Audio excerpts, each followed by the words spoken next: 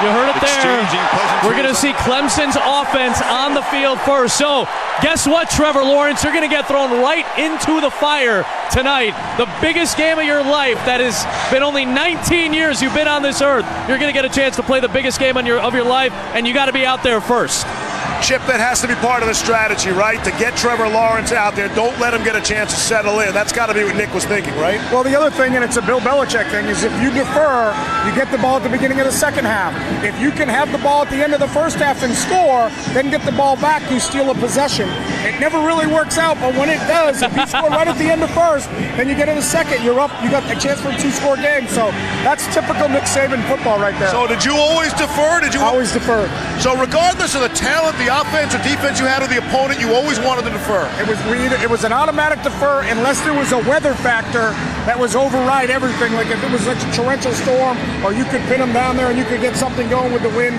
But it was number one, we were deferring unless there was a weather thing. It's not about putting the young kid out there first. It's really the strategy and the analytics of it. How about heads or tails? Were you a heads or tails guy? I was a tails never fails. Tails never fails. That's good. It's good to know, Steve, that this is how the high-paid head coaches that have all this stuff at stake, that's how they operate. By the way, I'm glad I don't have to be lonely anymore. Look who I found. Tim Tebow, nice enough to join us. Tim, right before kickoff, give us your thoughts. What are you expecting tonight? I'll tell you what, the one thing about Clemson is they're not intimidated. They're not afraid of Alabama. You could see that. The other thing that I wanted to point out was there wasn't a lot of trash talk like the semifinals. Right. They weren't chippy. Both teams are so focused on what they have to do to win. I think that's a great sign to play well.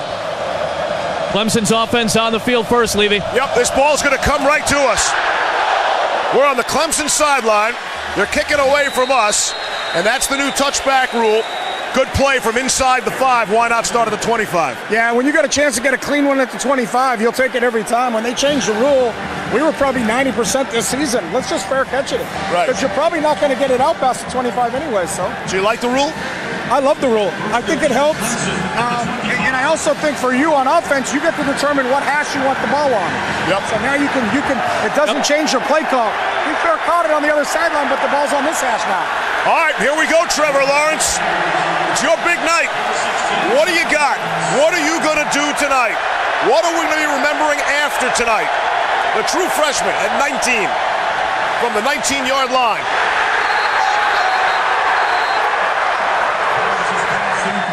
And that's throw number 1. You know, you always hear analysts talk about it. The throws are high from a quarterback. That could be a sense of jitters. Do you agree with that? Oh, I agree 100%. You want to see how the ball's coming off his hand. It was actually a really well-thrown ball, but the offensive tackle couldn't get the defender's hands down. And Levy, that's Anthony Jennings, too. I think you got to watch out for number 33 on that side all night.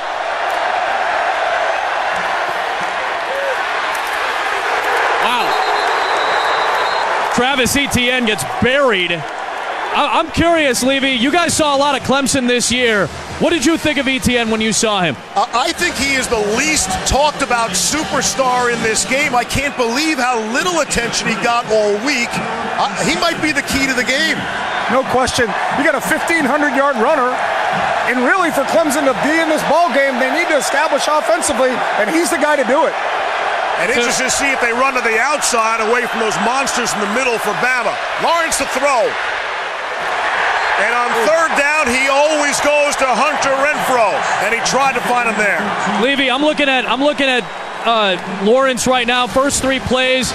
Tim, you've played in games and atmospheres like this. I don't want to make too much out of the first 3 plays, but what did you see from Trevor on those first 3? I think he was okay. He looked poised enough, but what was interesting to me on third down, Alabama adjusted, and they put their linebackers to pass rush because they've had some linebackers, some defensive ends go down. So that will be key. If Alabama was able to get pass rush on third and long with their linebackers moving up the defensive end. So it's a 3 and out for that Bama defense. Get some pressure, get the punt away. Fair catch for Jalen Waddle. So Alabama's offense takes over. So Clemson's number 4 in the country in scoring. Now you get Alabama on the field, number 2. Only Oklahoma was better this season. Give me your thoughts on Tua Tagovailoa, man. I think he's the best player in the country. He told me this week He said, Timmy, over the last 2 weeks, it's the most improvement I've made in my entire life. Just these 2 weeks? These last 2 weeks, the most improvement I've ever made. That's scary. That's really scary. Considering what he's been done all year. Yeah. The most efficient passer in the country this season, Tua Tagovailoa, from the 21-yard line.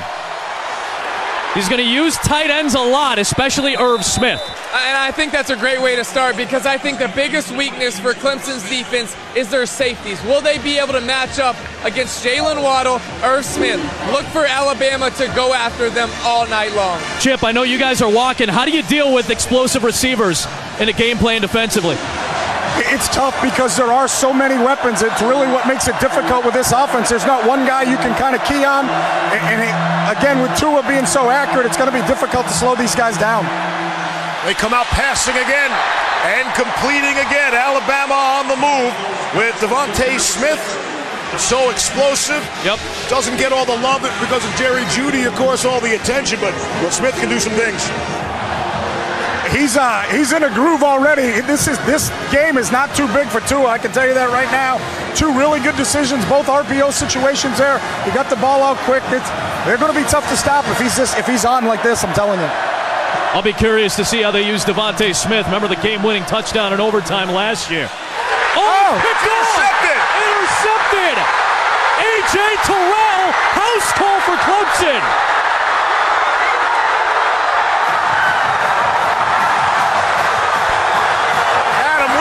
Clemson sideline. Yeah. The players are going wild, and so is their crowd. Timmy, what'd you see? So, all 3 of those plays, Brent Venables gave them different looks. In this play, he thinks it's a post high, but it goes to 2 trap, meaning it really is a cover 2 look where the corner is baiting him. Tua thinks it's 1 high, but it's really 2. He baited him. That's a great call by Brent Venables. Greg Hugel, one of the great kickers in Clemson history, on for the extra point. Clemson, one of the best defensive teams in the country this year. They were the #1 scoring defense in the country, and they can take the ball away too.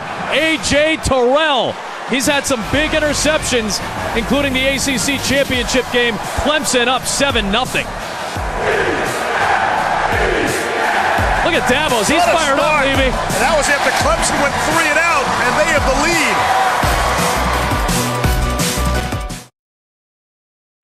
I hear you talking, I'm trying to see you, so I'm trying to... A.J. Terrell with a pick-6 house call for Clemson, and you've seen that before. You faced the Brent Venables defense in a championship. So we faced Brent Venables in the championship in the 08 season, and he came out and didn't do anything that he did the entire year. And at the end of that drive, the first drive of the game, he showed me a 2-trap look, and I threw an interception to their safety on the exact same look that Tua just saw, because it was something they never showed. I wasn't expecting it. Right. He showed it to me. It was an interception. But in the second half, I was able to get him back on the game-winning drive when they showed that look and we adjusted. The question is, will Tua be able to adjust in the same situation? Yeah, big spot for Tua right here, Chip. I know you know what that's like, having to make those adjustments back and forth. Hey, Adam, there's something else to remember with Tua Tagovailoa. From the great game he had last year, his first pass was a pick. That's right. That's a great call, Steve. Great call. He came out of halftime. Everybody's, whoa, who's this guy? How do we say his name? And he throws a pick right away. He'll be fine. It was a great play call by Brent Venables. You just got one of those where you just tip your cap. He brought field pressure and played 2-trap behind it. I think they'll be good. Alabama goes to the run, their first running play of the game, and it's amazing how it started, right? So it's 3 and out, and then Tua is on a roll. They complete a couple passes, and quickly the complexion changes. Yeah, the momentum in a football game like this is always huge. Again, it goes back to Brent Venables with a great play call. I think if they can get settled on this drive, it'll be really interesting. But if Clemson can get a 3 and out here, then this could be a different story. Coach Kelly, as you know, that 2-trap, it does have weaknesses. So if he knows it's coming again, Look for Alabama to try to hit the wide side of the field or up the middle on a seam bender. Yeah, if he understands when he gets the field pressure like that, the tough part with that coverage is if you can get surprised about it, but if you see it coming, the middle of the field is wide open, and I wouldn't be surprised if he comes back to that. And those are the things that we talked about with Clemson, too, over the course of the season. The middle of their field, their safeties especially, gave up some big plays. South Carolina had a big game. Texas A&M and Kellen Mond threw for a lot of yards in that game. Yeah, and that's where Jalen Waddle could be huge. Coming from the slot and winning on that two-trap coverage. They got a 1st and 10 from the 38-yard line. Tagovailoa. Oh, deep shot. Wants it all. Judy got it. Touchdown, Alabama. How about that for an answer?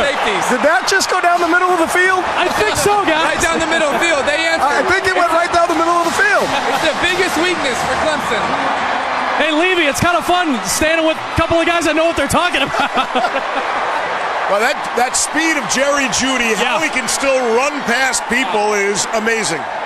In the throw itself, to be that accurate on a deep ball like that, it was an interior pressure, a good pickup by the running back, and then they split the safeties just like we talked about. He beat the safety Tanner Muse, guys. Tanner Muse, you were talking about a pregame. I hate to be hard on the kid, but he gave up 2 touchdowns against South Carolina. That's the biggest weakness on the defense. Alabama went right after him. Yeah. Well, that extra point just got through. I think that was pretty close. That was close, Leaves. Great route. What a great route. So what a start to this one. An explosive start. It's 7-7. We haven't played 3 minutes yet.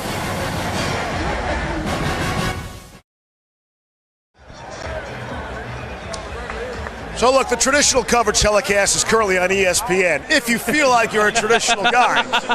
Now, that's for the purists, Levy. That's for the purists. You can just stay right here with us, all right? We got you covered. Hey, we're responsible for explosive touchdowns and all that. We got a pick 6 already and a deep shot for a touchdown. And we just told you it's going to happen. It's nice to have guys like Chip Kelly and Tim Tebow who actually know what they're talking about to make guys like Levy and me look like we know what we're talking about. The amazing thing is on ESPN right now, the score is 3-0. I know. It's so weird. Like somehow we get the more explosive plays. This broadcast is much more exciting. That's Steve Levy and Chip Kelly on the bottom. Adam Amin, Tim Tebow up top. We're on the Alabama sideline. Steve and Chip are on the Clemson sideline. A.J. Terrell with a pick 6. Tua Tagovailoa with an explosive touchdown play to Jerry Jeudy, the Biletnikoff winner. And we're 7-up. You've seen the adjustments, guys, already that these coaches have made. Yeah, it's been back and forth. Brent Venables came out with a crazy look. It got Tua. They came back, went after Tua, Tanner Muse with the double move. It's back and forth. What's the next move? Yeah, and Ian Fitzsimmons on the ESPN radio broadcast just came over to us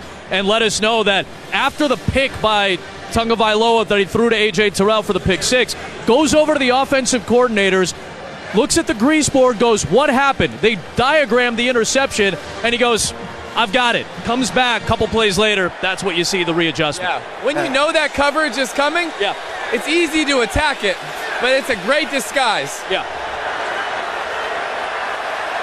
Opportunity number 2 for the 19-year-old Trevor Lawrence. Clemson went 3 and out. Chip, I think they need a first down here to settle down a little bit. They do. Whoa, that was long. Same thing we just talked about. If the ball's sailing, he's not that settled, and that one kind of took off on him a little bit. He's swinging his arm. I think it's a difference right now. Tua has some experience in games like this, and Trevor's just learning. Look who's here, people. It's the legend. It's Lee Corso, everybody. Oh, attaboy. The Sunshine Scooter. Lawrence to throw. Even a short gain could be effective right now. There's a flag down. We'll check the marker. I like the call right there because his 2 most comfortable passes is a quick out and the skinny post. Yeah. So he's not throwing it well. They go right to the quick out. Get his timing going. I think they're trying to settle him down a little bit, but this penalty is going to hurt. Personal foul, tripping. Offense, number 74. Half the distance to the goal. Repeat, second down. John Simpson, the left guard, got tagged for tripping. That's a tough one. Yeah. You complete a throw, you settle down a little, and you're backed up now, and they'll start now from their own 12-yard line. Yeah. And that was Quinnen Williams, who's probably the best player on the field. Yeah. And that was the matchup that really worried me, is Clemson's offensive line trying to contain him. If they can get a rush with just 4 guys and not have to blitz like Clemson is, I think that really bodes well for Alabama on the defensive side. Chip, doesn't that kind of determine the game, who can get to the quarterback without having to throw an extra guy in there? Yeah, and I think Clemson's already tipped their hand that they're going to have to pressure to get to him, and that's what they did when Tua threw the pick, and that's what they did when Tua threw the touchdown. But right now, I think Alabama's just sitting back and playing coverage and letting their front handle it. So that was a 2nd and 22, so they get some of the yardage back, but 3rd and 14, Lawrence and Clemson can't live there all night, Chip. No, they're not. You're going to see 2 high safeties here. You're going to see some type of match coverage underneath, and then some type of twist blitz up front. And it'll be interesting to see if they can get home with the pressure. Yeah, this is Hunter Renfrow time, guys. That's exactly right. Down the middle. Hunter Renfrow down the middle.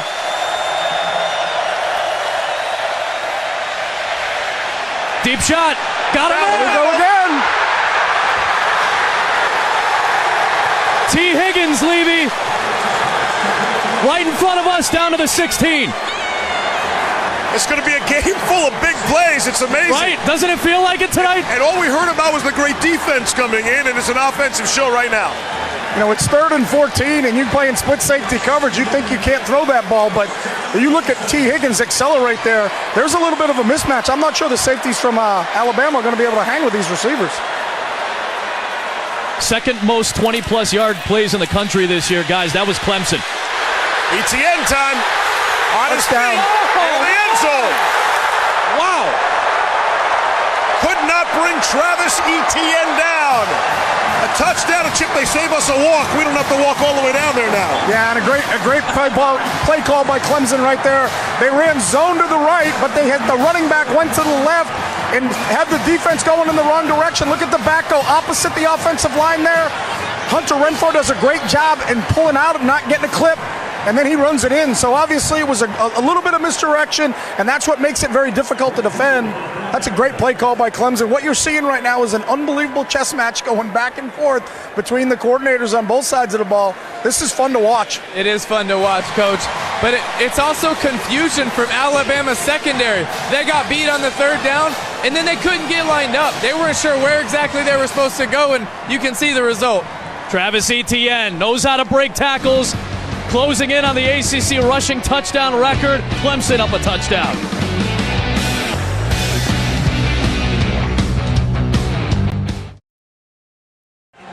Back on this sideline with Chip Kelly, so the fans love this, Chip. Are the coaches happy right now?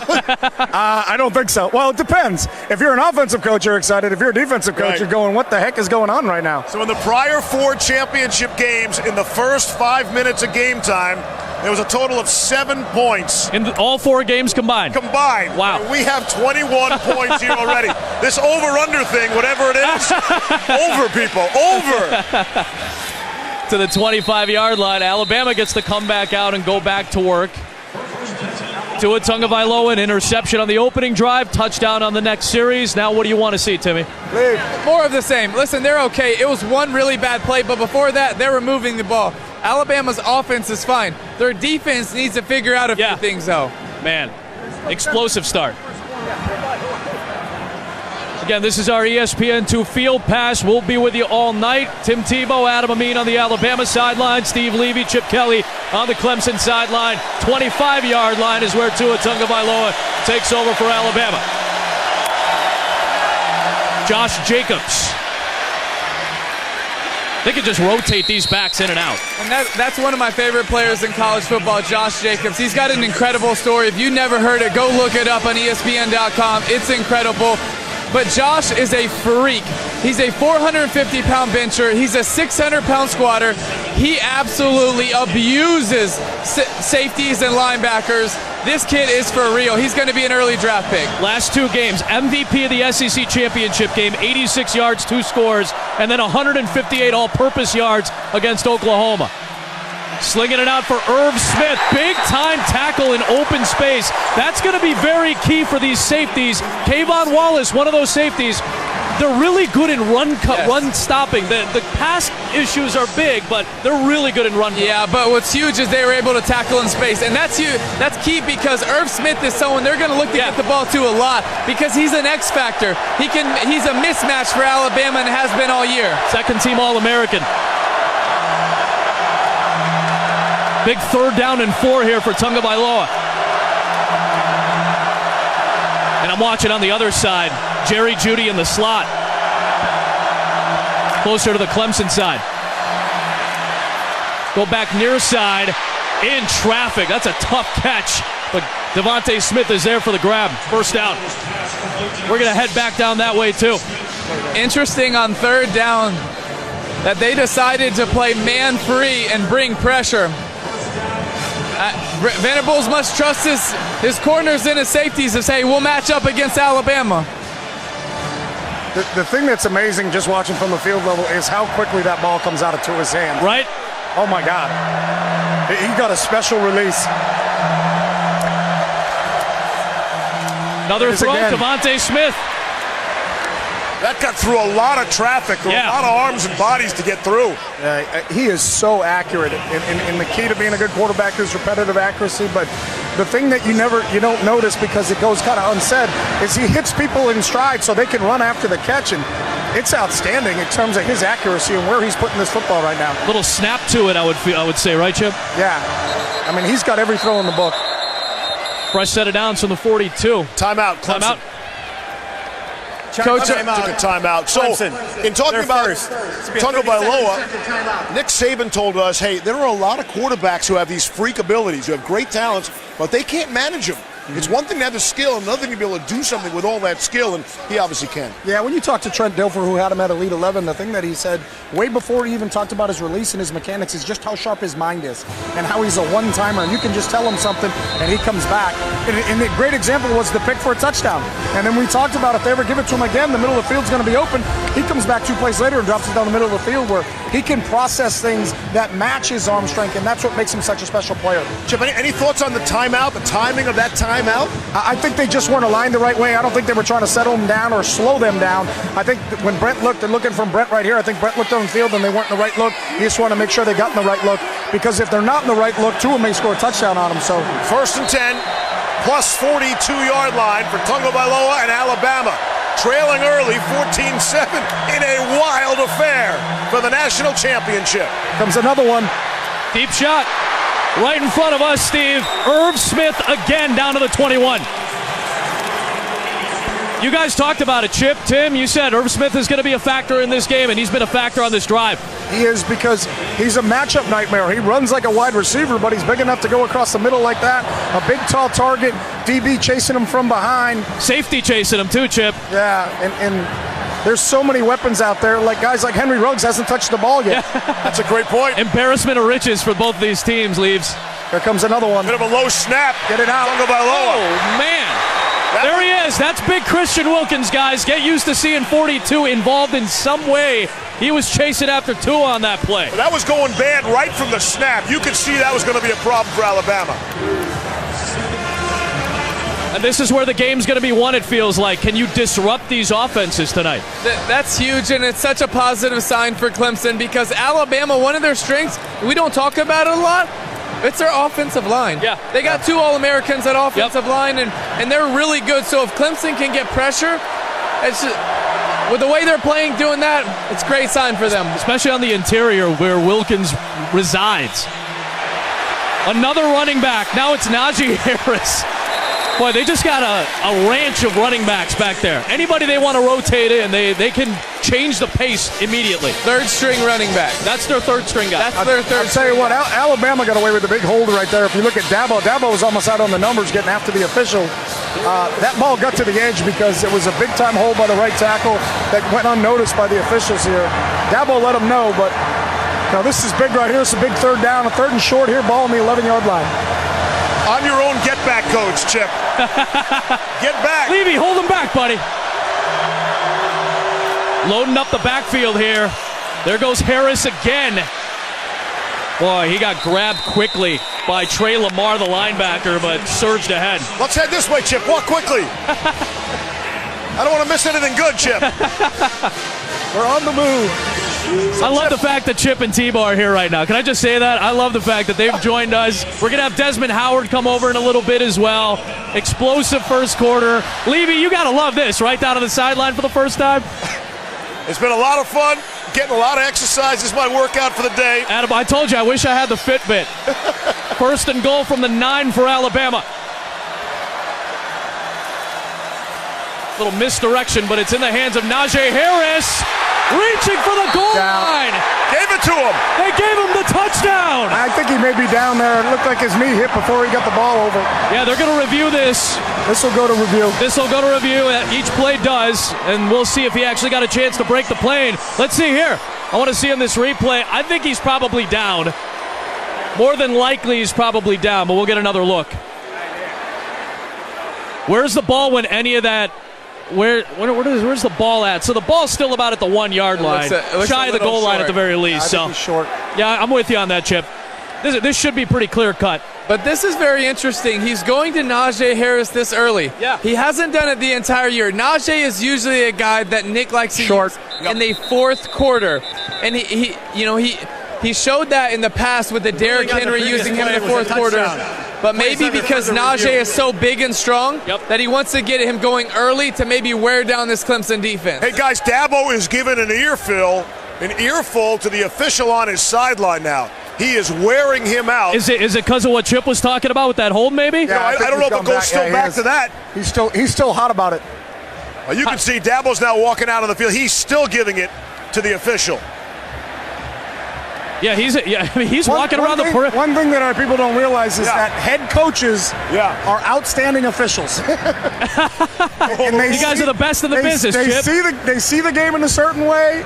It may not be the way anybody else sees it, but we think we know every call. And you can tell how much that got to him because Dabo's usually pretty good at putting things behind him, but that was 2 plays ago. Well, guys, we can see across the field. I can see Dabo on this side of he's on the Alabama side of the Clemson huddle, and he's still talking to 2 of the officials right now. And in reality, Chip, you got the worst seat in the house unless the play is right in front of you on the sideline. Yeah, and this is a great crew from the Big Ten, and sometimes they miss a call, and that's what happens, and you got to move on. But coaches are very difficult at moving on. No kidding. You don't say. Yeah. Sometimes players hold on to it as well. Let's just be honest. Timmy knows. Here we go. We're going to get the call here. They're spotting it right here. Yeah, it looks like it's going to be short. Yeah, it's going to be short. It's close. It's inside After of review, it. the runner was down at the half-yard line. Yep. The ball will be placed on the half-yard line. It'll be second down and goal. Well, let's see if we can get even a better look. On the ready for play. We're going to head down even closer, down towards the goal line, and see if we can get a good look at this. We're right on the pylon as well. Go ahead and take it, Leaves. We got a good look here. Our PO view is pylon cam right now. Inside the 1. We'll see if that Clemson defense can bow up right here. Have we had a stop? Other than the first 3 and out. Here we go. They break the huddle quickly. Under center. Play fake. Got a man wide open for the touchdown. Alabama. When you watch, it's just such a great play. When you break the huddle that quickly, Clemson's trying to figure out where all the eligibles are. The ball is snapped, and then it's a naked rollout. He could have walked in himself or thrown it, but it's a really good play call. When you get in a tight huddle like that and blitz out of the huddle as fast as you can to the line of scrimmage, trying to identify where the eligibles are, and then the ball's out. That's Hale Hedges. They're all on the senior from Jefferson City. And he's got the touchdown. And Chip, they were all bunched up on the right side of the line just to clear it out to the left. And what a great job by Tua of hiding the ball. Extra points missed. Off the right upright. You could hear that one, the doink special. Hey, guys, I know we haven't talked a lot about special teams, but I think in terms of the kicking game, Clemson's got a decisive advantage. They got a veteran in Hugel. They got a really good punter in Spires. Young guys for Alabama who haven't been in those spots all the way through, and that's a big miss for Joseph Bulovas, a redshirt freshman. That could come back in a big way. 1-point game. It's an amazing experience, something to dream about. 14-13, huge miss by Joseph Bulovas, who's missed 6 extra points this year. Alabama, as a kicking team, has missed 10 now. That could come back Adam Amin, Tim Tebow, Steve Levy, Chip Kelly, Tim. Man, we're going to be rotating guys in and out all night long, but could not be happier to have this gentleman join us. Thanks. Appreciate you guys. Y'all have a good time. See you, Coach. Tim. And we're going to bring in actually Desmond Howard here in just a couple of moments. So they're going to get switched in and out. They'll get ready to go. Dez is going to join us. Dez is ready for all this. He's going to chill out. He's been hanging out on the Alabama sideline here. So I'm excited to join. I get one Heisman Trophy winner and then another Heisman Trophy winner. Thanks, brother. Hey, Chip, we talked about the field conditions. Yeah. The turf is not supposed to be good here. Have you noticed anything early on? I think they've done a great job. I talked to the groundskeeper, Matt Granary, before the game. He felt like it was going to be a really good surface, and it looked like it's held up here so far. Trevor Lawrence and Clemson with a 1-point lead after the missed extra point. Third series. Lawrence on the rollout and throwing, and that was nearly intercepted. That was a hell of a break by the defensive back there. It was just a naked rollout to Trevor's left. It was a really good throw by him, and it was spot on, but the DB broke on the ball. Really good vision by the corner and making a break on it. There's some speed on that Alabama defense. But Xavier McKinney, he is a big talent. You know, who isn't? That's redundant on Alabama, right? Yeah. Leaves, I want to bring Dez in real quick. Just in these first 10 minutes, what have you seen so far, man? Oh, man, I tell you, just a scoring fest. No one can stop anyone right now. Obviously, Tua made that first, look at that. There's a stop. I tell you, I'm going to tell you what I've noticed. Alabama is controlling the line of scrimmage on both sides, offensively and defensively. Clemson, they got that pick six, then they got the long pass, and obviously ETN broke a couple of tackles in that touchdown run. But when you watch the trenches, the line of scrimmage, I'm really surprised that offensively, Alabama is able to move Clemson's defensive guys around up front. And I'm looking again, Chip. It's 3rd and 14 for the freshman. Yep. Same situation they were in the last time. Here they come. They drop out of it now. Rushing just 4. It's a great pocket. And as always, they try to go to Renfro. They can't hit him. That was an unbelievable coverage by McKinney. He actually took Renfro out of bounds and didn't give him an option. Watch him take Renfro at the top of the screen right out of bounds. Yeah, just kind of rolled him out, didn't he? Yeah, that was a size matchup. McKinney is a big physical corner, and he just got a little bit stronger, a little bit taller, a little bit longer than Renfro, and that wasn't a good matchup for Clemson on that one. Yeah, defensive MVP of the Orange Bowl. McKinney had a great game. 5 tackles, had 4 pass breakups as well. Here we go, man. Special teams. We talked about it. Jalen Waddle does have a punt return touchdown this year. Jalen Waddle averages 15 yards per return. He's explosive, he's dynamic, and he's a true freshman. I just love that tag, man. These are short 18-year-old guys. Short punt. Oh, he cut it on the run. Oh, my goodness. He got him extra yardage out towards midfield. And he has a lot of heart, too. Yeah. Well, so a missed extra point, guys. And then you see that, the really short punt and great field position. They're going to take over at midfield. Yeah. And it was a change-up, too. The first punt, Clemson punted straight. That one, they tried to go rugby, I think, to try to keep it away from him. But what a great job by Waddle trying to get underneath that and actually turn it into some more positive yards. So here we go. Tua Tagovailoa. Great field position. 48-yard line here. Yeah, you just got a feeling that they're trying to pounce right now. I think he's going to throw again. Yeah, he was great throwing the football in the last series. Yeah, he was great at first, and he just made that one bad throw behind and led to a pick six. Chip, you're in awe right now as he delivers that one to Judy. That ball comes out so clean. It's so clean, and if you watch that route by Judy, he sold the deep route. He turned the corner's hips and then snapped it off. Great timing. Look at the separation. Looks like a young Desmond on that right there. Yeah, he is silky smooth now that you mentioned it. Des would have taken that to the house. What other nice things do you want to say in comparison to our man? There goes Harris again. Najee Harris has the first down. That's what I've been telling you. Alabama has controlled the line of scrimmage on offense and defense. It's really surprising, especially offensively. They're moving Clemson's front 4 around wherever they want to put them is where they're going to take them. And they looked at Clemson guessing a little bit now. Good mix of the run and pass. It is, and because Tua is so good, sticking the ball in the running back's belly and then pulling it out with the RPOs, there's some different things he's doing. Looks like they go pass pro here. They're checking protection, making sure they're on the same page. And Clemson, a little inside pressure. Yep, there it comes. Clemson. Yep, they're bringing it. Here it comes. Got Oh, rid of what a it. catch by Jerry Jeudy. He pulled it off his shoestrings. Are you kidding me? Amazing.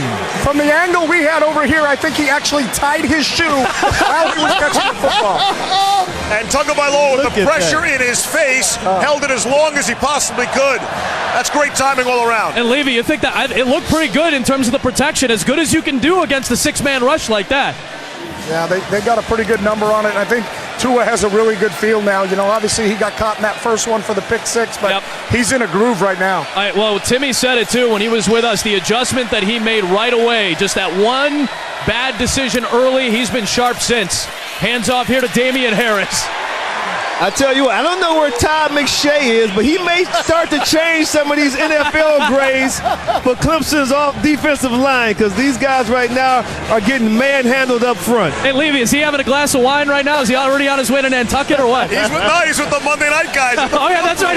He's handling all the film room stuff right now. Right now, McShay is trying to figure out, do I need to change the batteries on the remote control? I don't even know if McShay's talked yet. I don't know if he's going to get a word in edgewise tonight. 2nd and 4 from the 9-yard line. Alabama threatening again. Hash mark closest to us. Go ahead and take it, Leaves. Tagovailoa looking this way. I think he was looking at you, Chip, for a call. Blitz again. Pressure. Here comes a pressure right up the middle. And they sort of run into the pressure. They did. And pick up a yard on the play. Hey, Chip, walk me through this a little bit. When you're playing what Brent Venables is doing, when you're trying to play that chess game, how much of it is just trying to anticipate the tendency on the other side and hoping you guess right? Yeah, one of the things Brent does, and he's the best in the country, is he hasn't called the defense yet. You look at Clemson's looking.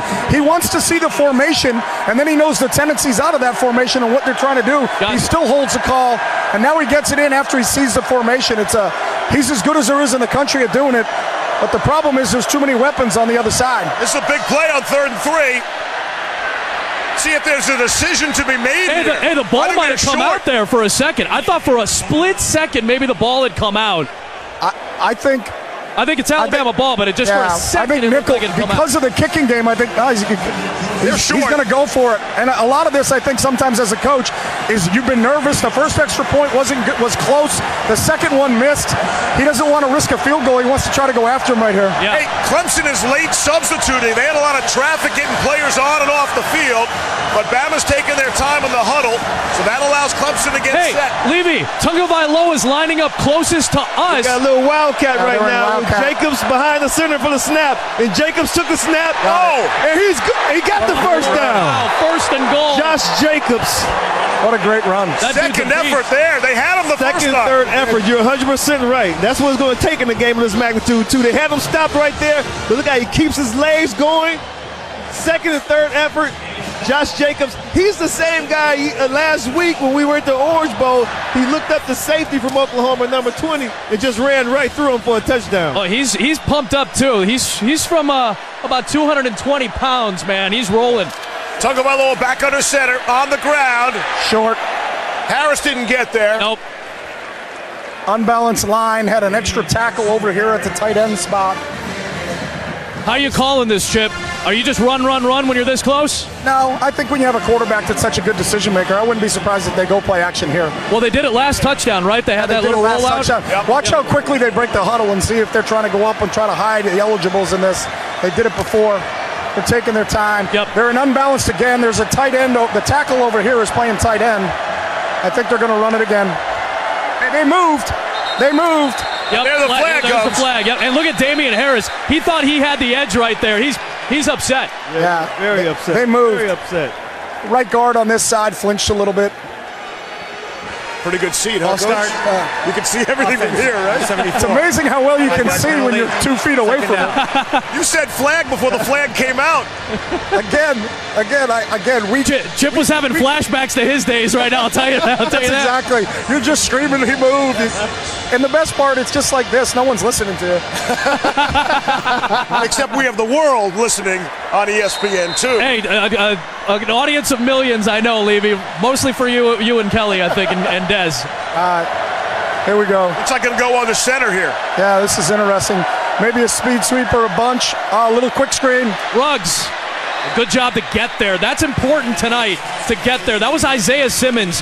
One of the things I noticed, too, Simmons plays like a nickelback, Sam linebacker, defensive back.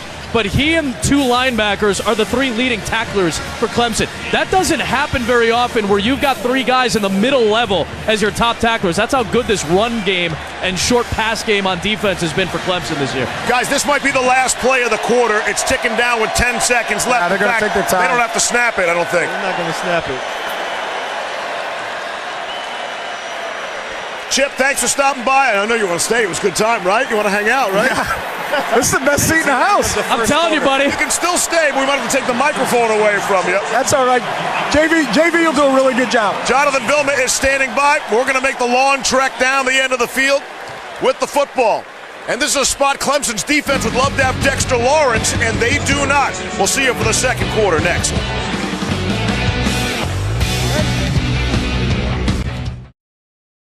Back just in time. Jonathan Vilma now joins me. One of you we have right here. It's 3rd and 3. The ball on the 3. And again, this is where you'd want Dexter Lawrence for Clemson. This would be his spot to stop that run in the middle. Of course, he's watching on television, probably on ESPN2. Probably watching us, definitely, 100%. Levy, the plug master. I love it, baby. That's right. Bunch formation to the right. I'm going to go to the right. Go to the right. Oh, it's a little pitch. Blown up. Little pitch. It's broken up. Austin Bryant rushed in there, Leaves. Bama getting a little fancy there down by the goal line. Yeah, so I'm surprised that Alabama went with that shovel pass as opposed to just running the ball. They have been consistent running the ball up the middle. Really has Clemson on their heels the whole drive. Got a little cute right there. Everything was perimeter, and then that shovel pass. Rather see them just pound it in like they've been doing. Here's Bulovas on now. Leaves, he hasn't missed a kick since the Missouri game that you did, a field goal. But he missed an extra point earlier. You wonder where his confidence is. Oof. And the 2 officials look at each other and say it's good. Adam, could you see? Was that close? It was very, Leaves. It slid in inside the right upright, and it was not a high trajectory. So that's what, and Des, that's what scares me a little bit, like we talked about. I think Clemson's kicking game is better. It's just better. At least it's less shaky, and that scares me if the trajectory's low like that. You're right about that. In a close game like this, that can come back to haunt you later in the game. Missing the extra point like he did earlier, normally that comes back to haunt you. Yeah, you always wonder about the mental temperature of a kicker in a critical game. You miss an extra point. Exactly. You know, it's one thing to say, hey, forget about it. His teammates tell him that, and of course, that's not humanly possible. It's not. And what I always did was leave them alone. They got to figure it out on their own. They're like need some encouragement. Listen, this is what happens because in practice, we left him alone. So in the game, the last thing I'm going to do is start talking to him and messing with his psyche. So he's got to figure it out on his own. The enforcers in hockey, right? The football world is dealing with the grieving of Cody Parkey, right, of the Bears. So everybody's been talking about the mental makeup of the kicker in critical games like we saw in Chicago yesterday, what the awful things he's had to deal with now ever since that. Yeah, well, as fans, they need to get over it. Right. Okay? You've had players that miss tackles, you miss catches. Oh, look at this. The kickoff out of bounds right by us. Hey, man, field position is too important in a game like this. And, it really is. And I think if you're a kicker, you're like a referee. You don't want your name to be said other than when you're getting identified. That's full of us again, so it's exactly what we're talking about. You wonder where his head's at, misses the extra point, barely gets the field goal, and right back kicks it off out of bounds. Yeah, only person that can talk to him is Saban. He has to pull him to the side and calm him down because a game like this with players as talented as Clemson has on the offensive side, you can't give up field position. And Adam, you've been on this all along, talking about the kicking game, how it could come out of that. And, you know, one of the rare things that doesn't go Alabama's way is that kicking game with the extra points all season long. And Des, you've seen it for the last couple of years. They haven't really had a solid kicker for quite some time now. No, they really haven't. They relied on their defensive line and then guys on their special teams as returners, but not a field goal kicker who can win a game for you late. There's going to be a penalty flag flag here. comes in late. But you know, Steve, I'm still very surprised by the offense of Clemson. They're not testing Alabama up front with the run game. Travis Etienne had a nice, tough run for the touchdown, but they haven't gone back to that. Defense, number 4, 15-yard penalty, automatic first down. Des, what do you want to see offensively? You just heard Vilma talk about it. Yeah, Jonathan, I think they've shown Alabama's defensive front a little bit too much respect so far. Agreed. You can't come in this game calling a scared game. You have to attack this front, use your use a guy like Etienne on counter plays, misdirection plays. Get these guys to go a little east and west and then attack them north and south. And they're passing again, guys. Yeah, underneath they go to Tavian Feaster. Set up the screen nicely. Wow. Worked out all right there, the perimeter game. It worked out. It was a nice play call where you're still getting the running back involved as opposed to having Trevor Lawrence look for and watch the DBs and look for the passing game that's open. Give him a quick one. It's similar to the run game. And leaves it's right in front of us here on 1st and 10 from the 25. Lawrence on the keeper. Ooh.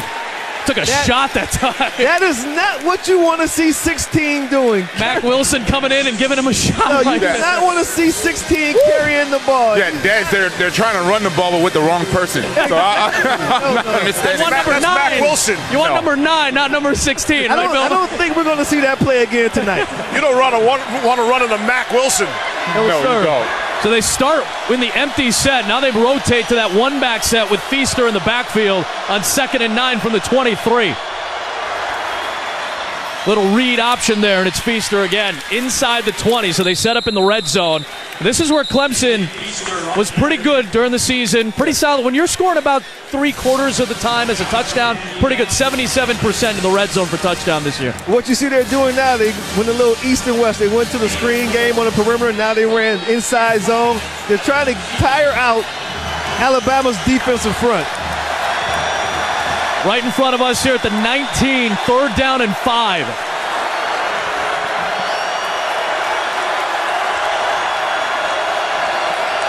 Etienne's in the backfield. Lawrence backing. Got a man on the sideline, T. Higgins. And he's inside the 5-yard line, 1st and goal. And I love it there. The game plan is working very well in this series. They're tiring out that defensive front. You notice, Dez, how much time Trevor Lawrence had to scan the field, wait for the over route, the crossing route to come. He puts it on the money for an easy 1st down. And I tell you what, when you look at Alabama's defensive front, they don't have a lot of depth. They can't rotate 7, 8, 9 guys. Yep, I'm watching them right now. Look how long it took them to get down their stance. That's when they start getting winded. You can attack them now in this run game. 1st and goal. Here goes Etienne. There he goes. Pounding his way forward. Look at the power. Didn't get there. Short leaves. I love it. Just short of the goal line. That was somewhat similar to his touchdown run. 2nd effort, 3rd effort. Couldn't get there that time. I love it. Didn't get there that time, but look how many people it took to get him down. Now let's fast forward to the 3rd quarter, 4th quarter. That will be a touchdown. And Levy, yes. On your side of the field, you got Renfro on that side. Yes. And Amari Rogers on that side, too. Renfro's in the slot. Go to Travis Etienne again, touchdown. He walks in the end zone. Like I said, that defensive line for Alabama is starting to get winded. Now it's up to Clemson's defensive line to step up because they haven't looked good at all this game. Yes, they're already winded. We're 12 minutes left in the 1st half. They're already winded. Right, exactly. How about what shape are they in? It was the most points scored in the 1st quarter of a championship game in the BCS or the playoff era, and they haven't slowed down yet. This is ridiculous. Yeah, this is going to be a shootout. Again, 2 of the top 5 offenses in the country. I guess we shouldn't be shocked, even though the defenses are good. Hugel's extra point, pretty clean. 21-16, Clemson in front. Des, my man, I know you got other duties. Yes, sir. Appreciate your time as always, brother. Thank you. Have some fun tonight, all right? Clemson's got the advantage. More Field Pass on ESPN2 when you come back.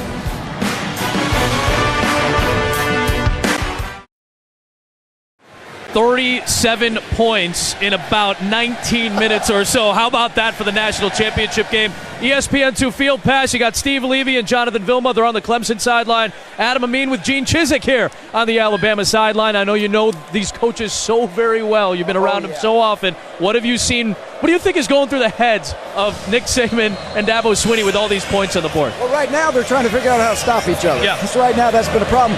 You know, it started out where Alabama, other than a couple of big explosive plays, right, the pick six, and then the 3rd and 14, you know, on when they split the safeties, Alabama's been controlling it. But now Clemson just came back with about an 8-play drive. But it was all started by sloppy stuff, Adam. The kick out of bounds. Yeah. Give him good field position. Yep. Yeah, then you get a pass interference call. Things like that. That's what drive coaches nuts because those things don't have to happen. Those are careless mistakes. Head down this way. We'll start it up here, Leaves. You guys are on the move. Yep, We've got the ball right in front of us at the 25 after the fair catch.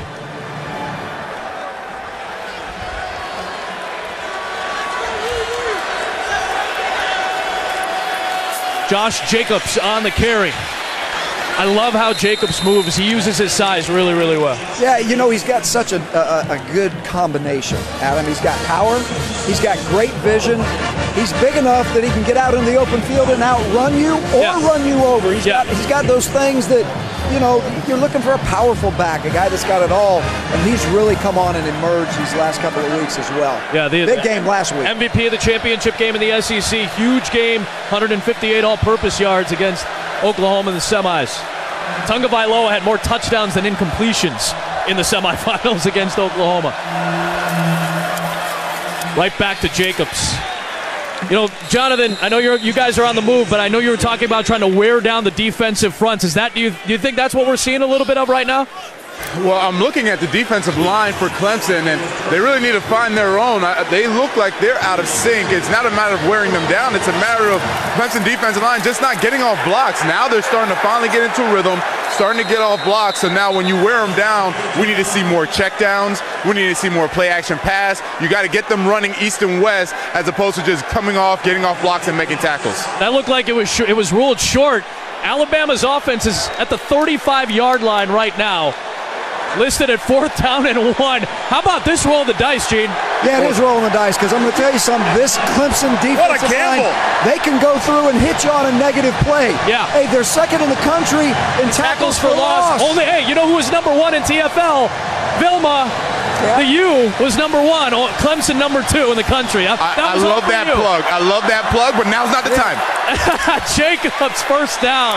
Wow, what a roll of the dice. Yeah, it leaves. At that point, you know, if you're at the 40, the 45, you can see going either way there. Yeah, but Steve, look how the game's been going. Yes. No defense is stopping the other offense, so you just got to keep pounding with that offense. It's one of those games where he'll be mad at the offense for not executing as opposed to defense for not playing well. This is an uncomfortable position already for Alabama. It's the second time all season they've trailed in the second quarter. And think about that. They weren't in any games except the SEC championship game when they had trouble against Georgia, and here they find themselves trailing. Jacobs again leaves, pounding his way. They're leaning on Josh Jacobs, junior out of Tulsa, Oklahoma. I'm with Jonathan, though. I'm looking at Clemson's defensive line. I see hands on hips. Yep. That's the first thing you look at when it looks like they're gassed, right? They're starting to try to sub and get some other guys in there. Yep. But the hands are on their hips, and you look. Don't think they're not seeing that from Alabama up top in the booth. They're saying, look, these guys are gassed. Let's put it. That offensive line averages about 315 across the board for Alabama, and they're leaning on dudes right now. Second and short. They're out of the gun. What a cut by Jacobs. Wow. And he slips down. I don't think he was taken down. He slips down across midfield. What a cut. That was a heck of a cut right in front of us, guys. That was awesome. That was. And Steve, Adam, Gene, I'm telling you right now, Alabama is setting up Clemson's defense for a big play. Right now, they're waiting for Brett Venables to call a blitz because he knows the defensive line can't stop the run. As soon as he does, they're going to go over the top with the play-action pass. Yeah, Tua hasn't tossed it on this drive just yet. And this is coming. This is shot position, too. You got a fresh set of downs after into plus territory. Yeah, and the other thing, JV, because I agree with you, it's coming soon. And look, if you bring a pressure and they pick it up, and they go right over the top. Oh! It's intercepted by Trey. Right in front of us. It's down the sideline the other way. Trayvon Mullen. Wow! Game changers, guys. Game changers. That's a game-changing play right there. We said it. He was going to go over the top. They came with the blitz. Hell of a play right there. Hell of a play.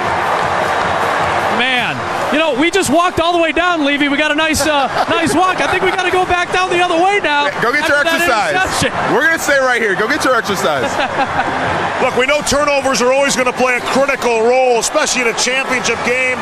Turnovers and special teams so important. And just when Clemson had the hands on the hips, right? You were worried about them wearing down. They get the pick. They've made the two critical plays that they need to defensively. The ultimate equalizer is always takeaways. They got 7 points off one. Hopefully Trevor Lawrence and the offense can turn into another 7 points. And Trayvon Mullen, think about that. So, in essence, that could have been just a punt, right? Yeah. But because it's a great return, they have excellent field position out at the 47-yard line. 1st and 10 for Trevor Lawrence. Keep it on the ground with ETN.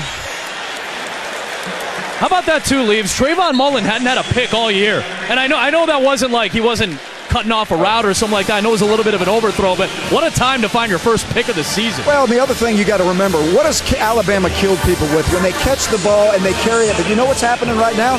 Clemson's keeping everything in front of them. Yeah. Tua had to drop that ball right between two defenders if it was going to be complete. So that was really good coverage. And again, great play. These are game-changing turnovers. We saw it in the first quarter with the pick 6. Lawrence to throw. He's looking at Renfro on that out route, and a good tumbling catch by the veteran. Man, how many Hunter Renfro jokes did you write for this one, Levy? Just out of curiosity. Hey, listen to this. Hey, guys, listen to this thwack. Just listen to the sound effect on this microphone. You ready? Hit me.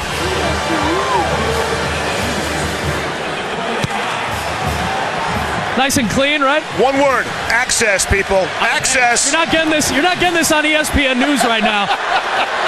Not to rail on McShay too much and the Monday Night Football guys, but you're not getting this on E! News. Here's 3rd and 2. What are you going to do, Trevor Lawrence? He finds Hunter Renfro again. Boy, what a safety valve Hunter Renfro's been the entire time he's been at Clemson with 3 or 4 different quarterbacks. He's a clutch guy, and look, you can call him a possession guy, but he's also a big play guy as well. But you know what? I love? Clemson right now has found their niche in this passing game. They're running a lot of crossing routes. They're bunching receivers together. You saw that happen when Ross caught that crossing route down here, going in on the last score. That was a huge 3rd and 3. That was a must-stop situation for Alabama, and they're doing a great job with really picking apart this Alabama secondary at the right times. Everything right now is timed. Gene, you know what I love right now? I love watching Trevor Lawrence. For one play for his helmet off. Trevor Lawrence was clearly taught during the time of practice up to this game to get the ball out quickly. Yeah. And he's been getting the ball out in rhythm. Whether it's incomplete or completed, he's not going to hold on to that ball too long and allow for that defensive line of Alabama to get to him. And I think that's really starting to frustrate that Alabama secondary because they're saying, man, we're used to seeing guys on their backs. We're used to seeing sacks. What's going on? The crowd wanted a penalty there on Patrick Surtain, the outstanding corner, and didn't get the call. Yeah, I was just going to say, Leaves right here. Oh, bat up in the air. Oh, it was caught by Clemson. What a job of sticking with it by Feaster there. Wow. That could have been disastrous, too. I know Trevor Lawrence wants to have that pass back. He was trying to throw it away, underestimated the athleticism right there, and then, of course, there we go. Joined by a special guest. Anthony Jennings on the tip here. Watch that. Well, okay. Oh, hey, Tiger. Tiger's with you. How about that? All right, what's going to happen here since I know you can talk, right? 3rd down and 7 at the 31-yard line. Watch the shallow crossing routes here again. Lawrence running out of time. There's the crossing route. He's got his man, Amari Rogers. And Amari Rogers sets up 1st down and goal. I love it. You're bringing the good luck. I love it. Great play call, by the way. Great play call. Offensive coordinator. Jeff Scott, Tony Elliott, and you. Yeah. Man, Gene, I know you love this. Watching the quarterback stay firm in the pocket. He slides up instead of skating out of the pocket. Not worried about the rush and throws an absolute bullet. I love it. Levy, I'm right here, buddy. The wall's on our hash mark. Near side of the field to us. 6-yard line, 1st and goal. Trevor Lawrence with ETN in the backfield. I'm watching ETN. He's going to get the ball. It was a read. ETN got hit. Good call, Vilma. I'll tell you what, John, and I think we're going to see some of the same here coming up. Look at these squeezed and bunched in formations. Yeah. The last 2 3rd downs, that's what we saw. One was on a shallow cross. The other one on the 3rd and 7 was a little bit deeper cross. But watch them to condense these formations and start getting these same crossing routes that you saw earlier. Yeah, because all 3 of the main targets are on the far side from us. Now they're going to motion Rogers, keep him on that side of the field in that bunch. Lawrence with that pitch to ETN. Shovel! Right up the middle on the the shovel to Travis Etienne. That was the exact same play that Alabama ran against Clemson. Clemson sniffed it out. They got the tackle for loss. And we said Bama was being too cute. When you score a touchdown, it's exactly how you drill it. It was a great play call. Hindsight's a wonderful thing in our business, isn't it, guys? This is a great play call, guys. I'm going to tell you what, this down here in the low red zone, he acted like a sprint out. They widened with it. They got the defense to widen, and they just pitched it out there. That is a great call. All right, let's have some more fun with extra points, shall we?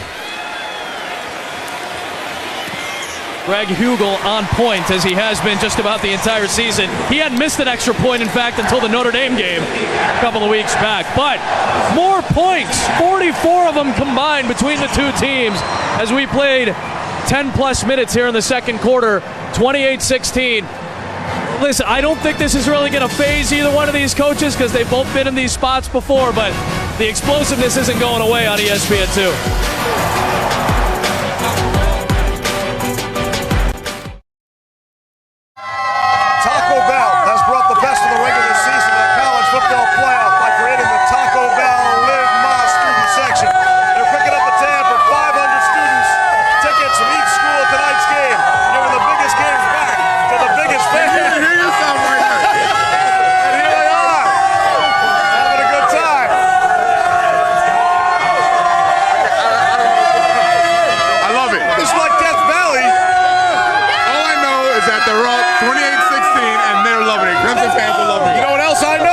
This is better than being with the Alabama fans down 28-16.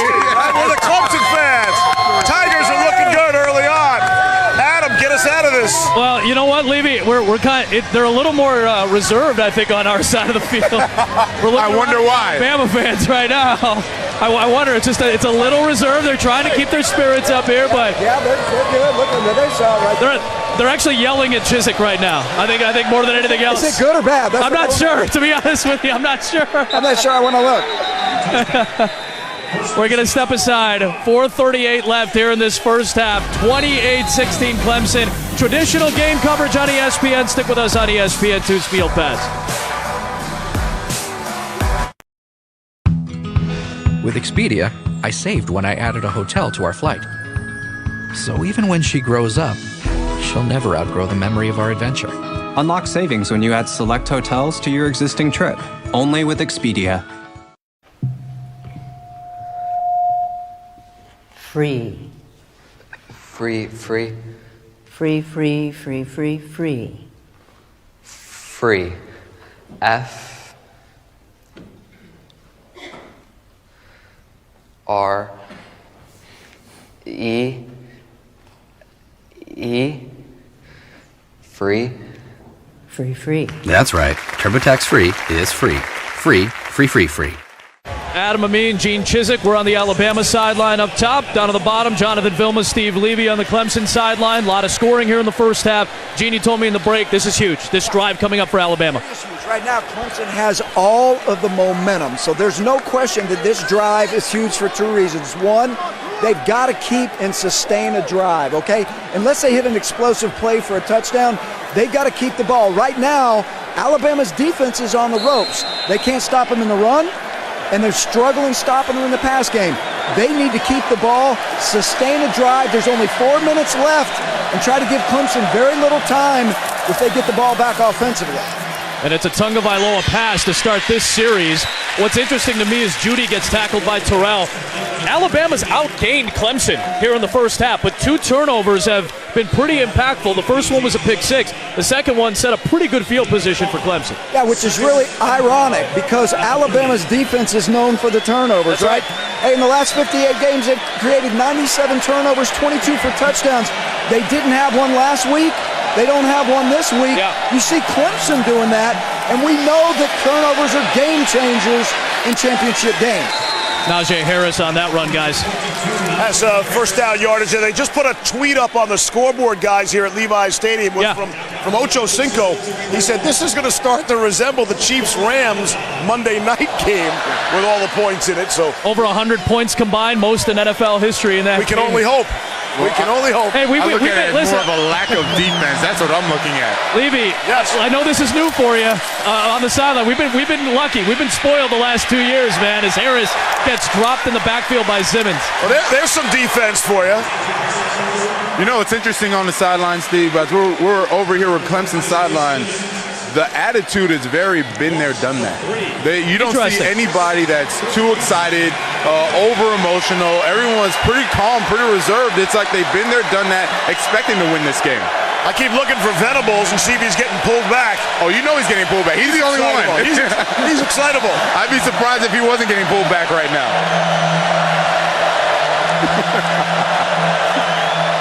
Another run play for Najee Harris, trying to make that cut.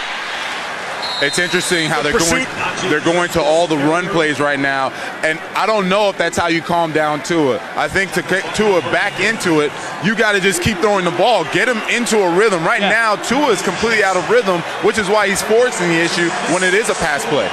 Are they setting up a shot too by the run game? They are. Unfortunately, it didn't work last time, and so now we got to see: are they going to try it again? Is it going to work? Is Tua going to make the right decision this time? 3rd down and 6 from the 45-yard line. 2.5 to go. Still 3 timeouts for Alabama. Back to throw. He doesn't see him. Oh, he's hit, and the ball comes out. It's recovered by Ross Piercebaker, the center.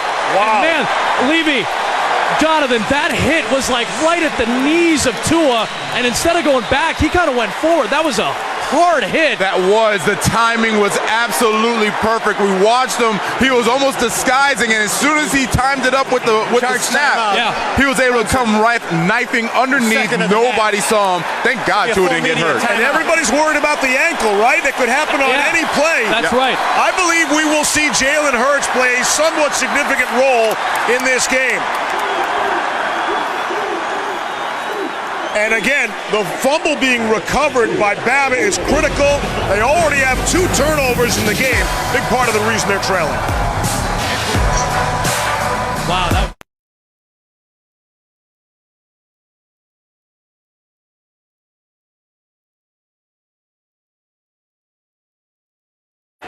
Mercedes-Benz halftime report is coming up right here on ESPN2, part of our Field Pass with Adnan Virk, Joey Galloway, Jesse Palmer. Here you got Adam Amin and Gene Chizik, Steve Levy, Jonathan Vilma.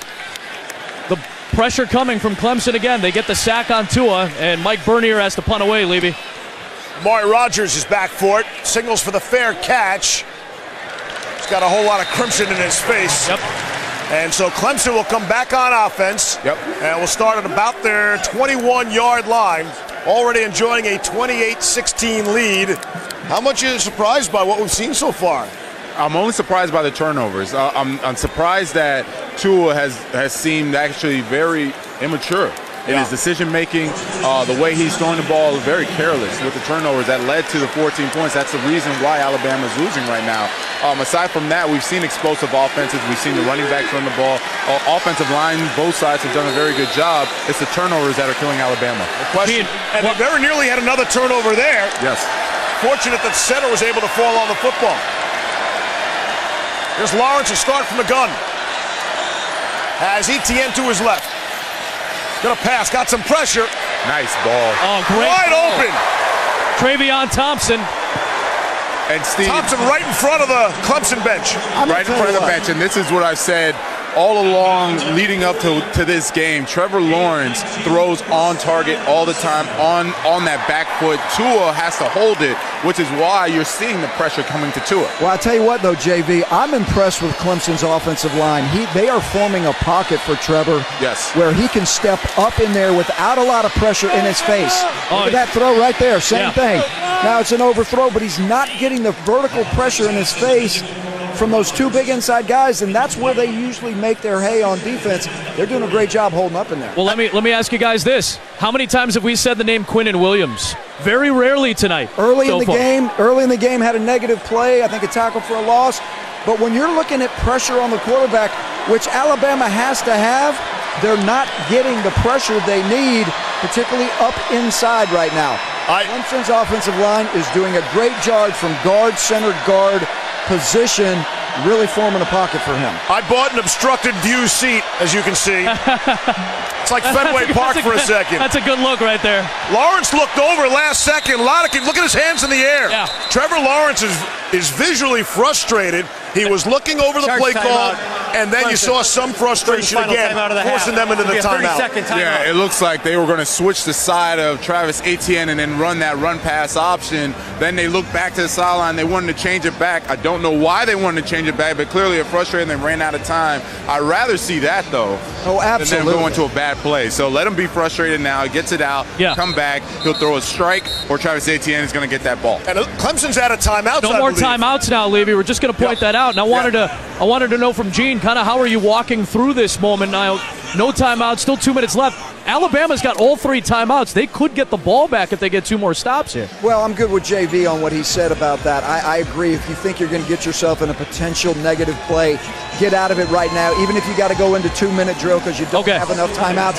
Look, a minute 53 on the clock is an eternity if you're running your 2-minute drill correctly. What they didn't need to do is get into 3rd and long. Now they've got 2 downs to get a first down, provided they got themselves out of what could have been a bad play. 2nd and 10 from the 40-yard line for Trevor Lawrence. Good pocket for him. And he's got a man again in Justin Ross, who is so important. And now, hey, guys, there's a flag thrown for, I think, a personal foul on Yeah, they're going to tack on 15 yards after this play for the personal foul. Oh, that's a mistake you just cannot make. That's a bad late hit by Xavier McKinney. Late hit out of frustration. And I like what I see from Trevor Lawrence. He is recognizing the defensive coverage to the strong side. Dead ball. As soon as he sees personal foul. Late hit out of bounds. Defense number 15. As soon as he sees it, he's going back to the other side. Guys, Justin Ross is a significant player in this game for a lot of reasons. True freshman. He's from Alabama. Those 5-star kids don't usually leave the state, and Dabo found a way to get him. You know that sticks in Nick's craw. Yeah, no doubt about it. Remember, he idolized Julio Jones growing up as a kid. His best friend is Markale Benton, who's playing linebacker. He's a backup linebacker who plays on special teams for Alabama. But a Bama kid playing against Alabama in the national championship game. And how about the Alabama alum, Dabo Swinney, trying to knock them off? Another flag comes in. And a throw in option. Oh, Hunter Renfrow almost had his hands on it. I'm going to tell you what, guys. You know what? Clemson right now is taking full advantage of these coverages. Jonathan said it earlier. If they're in a too high coverage, they're hitting these corner balls that the corner can't sink under, and the safety can't get over there. That time they brought a pressure, dropped the safety down on Hunter Renfrow, and if it's a good throw, Renfrow had him beat by about 3 yards, and the throw was errant because of the pressure. But again, they're really doing a great job. Hunter Renfrow is of seeing the coverages and taking advantage of the coverages by what he reads. And to your point, Gene, they're going to have to start disguising. 1st and 5. Good catch by Ross. They're going to have to start disguising their coverages. One, Trevor Lawrence has too much time. We saw Quentin Williams on the ground right there. 2, he's reading them like a book. If they don't disguise and start to rotate these safeties different ways and start to creep in these nickel corners, these nickel backs, he's going to rip them apart. He's doing it right now. Clock is winding again. No timeouts left for Clemson. I love the aggressive nature. They don't want to sit on a 12-point lead going a half. They want more. Yeah, not the way going to get the it there. game's been going, you're going to have to keep scoring points. It's a track meet out there. And guess who? We were talking about him moments ago. When is Quentin Williams going to get involved again? He gets the TFL on Adam Choice. Yeah, and then he jogs right to the sideline because he's tired. So now not a lot of urgency by Clemson. Yeah, that's what I'm saying. 65 seconds left, still no timeouts. Kind of taking their time here. Well, the reason why is they're already in field goal range. So now you just want to wear the clock down, knowing that Alabama has 3 timeouts. You don't want to give them any opportunity. But why want to settle for the field goal? You don't want to go for a touchdown here. Well, right now, time is the most important thing. So yes, you want the points, and you do want to try for a touchdown, but you also don't want to give Alabama any opportunity because we know Tua can chuck it 60 yards for a touchdown real quickly. Kick return, anything can happen on the back end. Yes. Now on the aggressive front, are you going to throw the ball here to go for a first down, or are you running it to force Alabama to take a timeout and then maybe kick a field goal? What do you think? I'm probably looking at some sort of screen here, either some sort of slip screen with a wide out, maybe the slip screen with the back. But right now, I'm going to be aggressive in the call right now. Lawrence right in front of us, out of the gun. Back to throw. Here comes the blitz. Oh, he had him. Ball right in front of us. Flare screen right there that they had. That thing looked like if he would have caught it, it could have made some hay on that. But again, look. He had him. You know, he was looking at his first option and then realized that they left the back wide open. He might have scored. He would have scored. He might have scored. There was a lot of green there. And it's funny, from our perspective, from behind the play, it looked like in slow motion because he was so wide open. All right, Levy, here we go. About a 37-yarder here. Greg Hugel trying to curve this one in. Clean. Right down the middle. That was clean. And again, last year it was at what, 13-0 Georgia at the halftime break? It was. Any points that you get to try to extend, and this is big, it's still a 2-score game technically, but any points you get to try to at least close down any momentum for Alabama at the end of the half. How big is this last 50 seconds now? Because Alabama's still got 3 timeouts. Well, it's huge. Alabama's got 3 timeouts. They got the most explosive wide receiver group in the country. And let's be honest, there are some matchups right now. Brent Venables going to have to do a good job of figuring out exactly how he wants to really entertain these last 50 seconds, right? If I go after them and I pressure them and they pick the blitz up, I'm going to leave somebody out there that could potentially get exposed to a huge play. Or am I going to step back, make sure that I tackle everything in front of me? I'm not saying rush 3, but I'm saying be safe, play 2 high safeties, don't give up anything cheap. It's 50 seconds left, so it'll be interesting to see exactly how Brent attacks these last 50 seconds.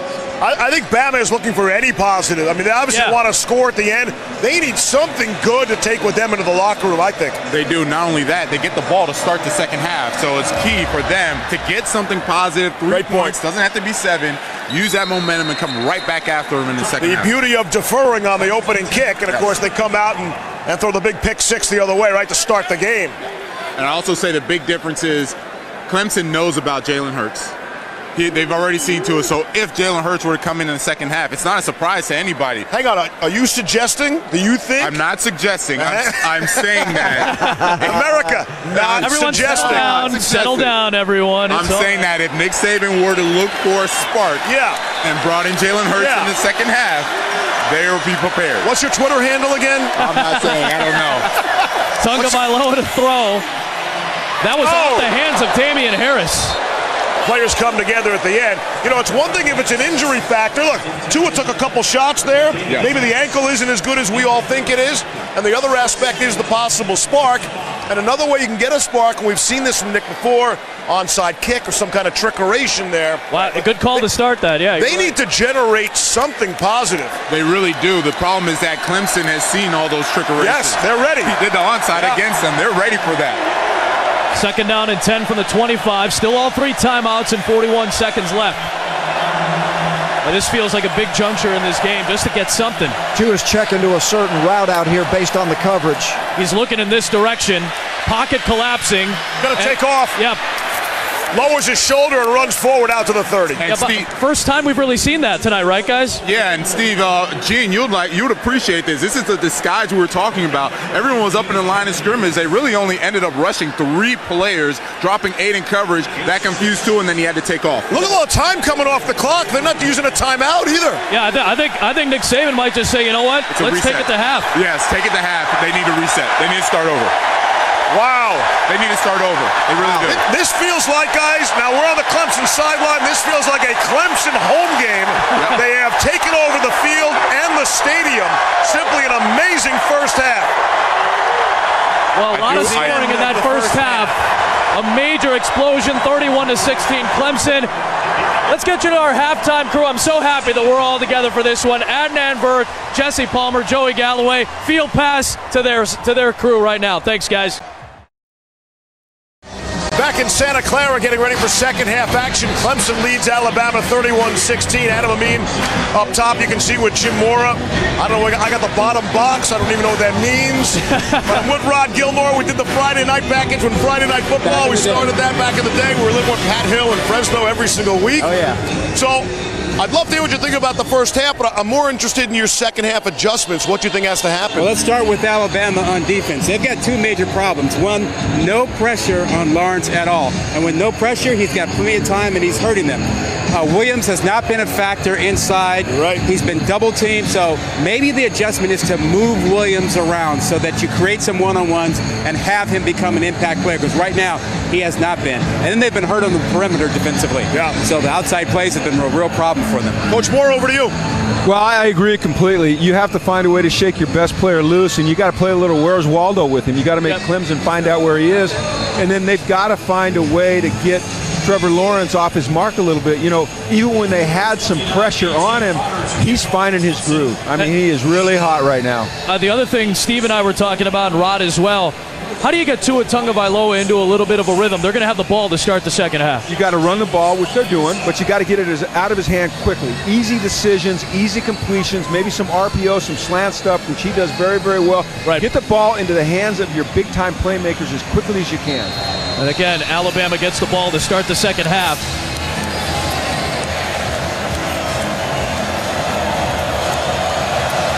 No onside kick to open the half, by the way. We were all kind of like record. breathlessly waiting for it, right? All right, touchback. We'll make the long march down the sideline and see what's going on down there. It's critical that the ball makes it to us here in a methodical way for Alabama. They've got to have a successful drive here. If they can at least get 3 on the board, which is a challenge right now with their kicking situation. Listen, we were under the goalpost that Alabama was kicking to during halftime warm-ups, and it was not pretty, admittedly. There were a lot of wayward kicks. It was not the prettiest session, so we'll see if that becomes a bigger factor. It already has been.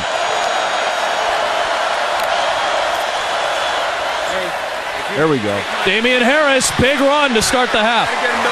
That's what they need. Establish the run, and then it'll open things up for Tua. What you saw there is you saw Clemson shifting their line. Right. Okay, and they're trying to change points of aim for the Alabama offensive line, but right there it caught them off guard, and they had a big game there. We got to keep it going. So it's interesting, at the end of the half, Alabama had 45 seconds, no timeouts, but could have taken a shot, done something.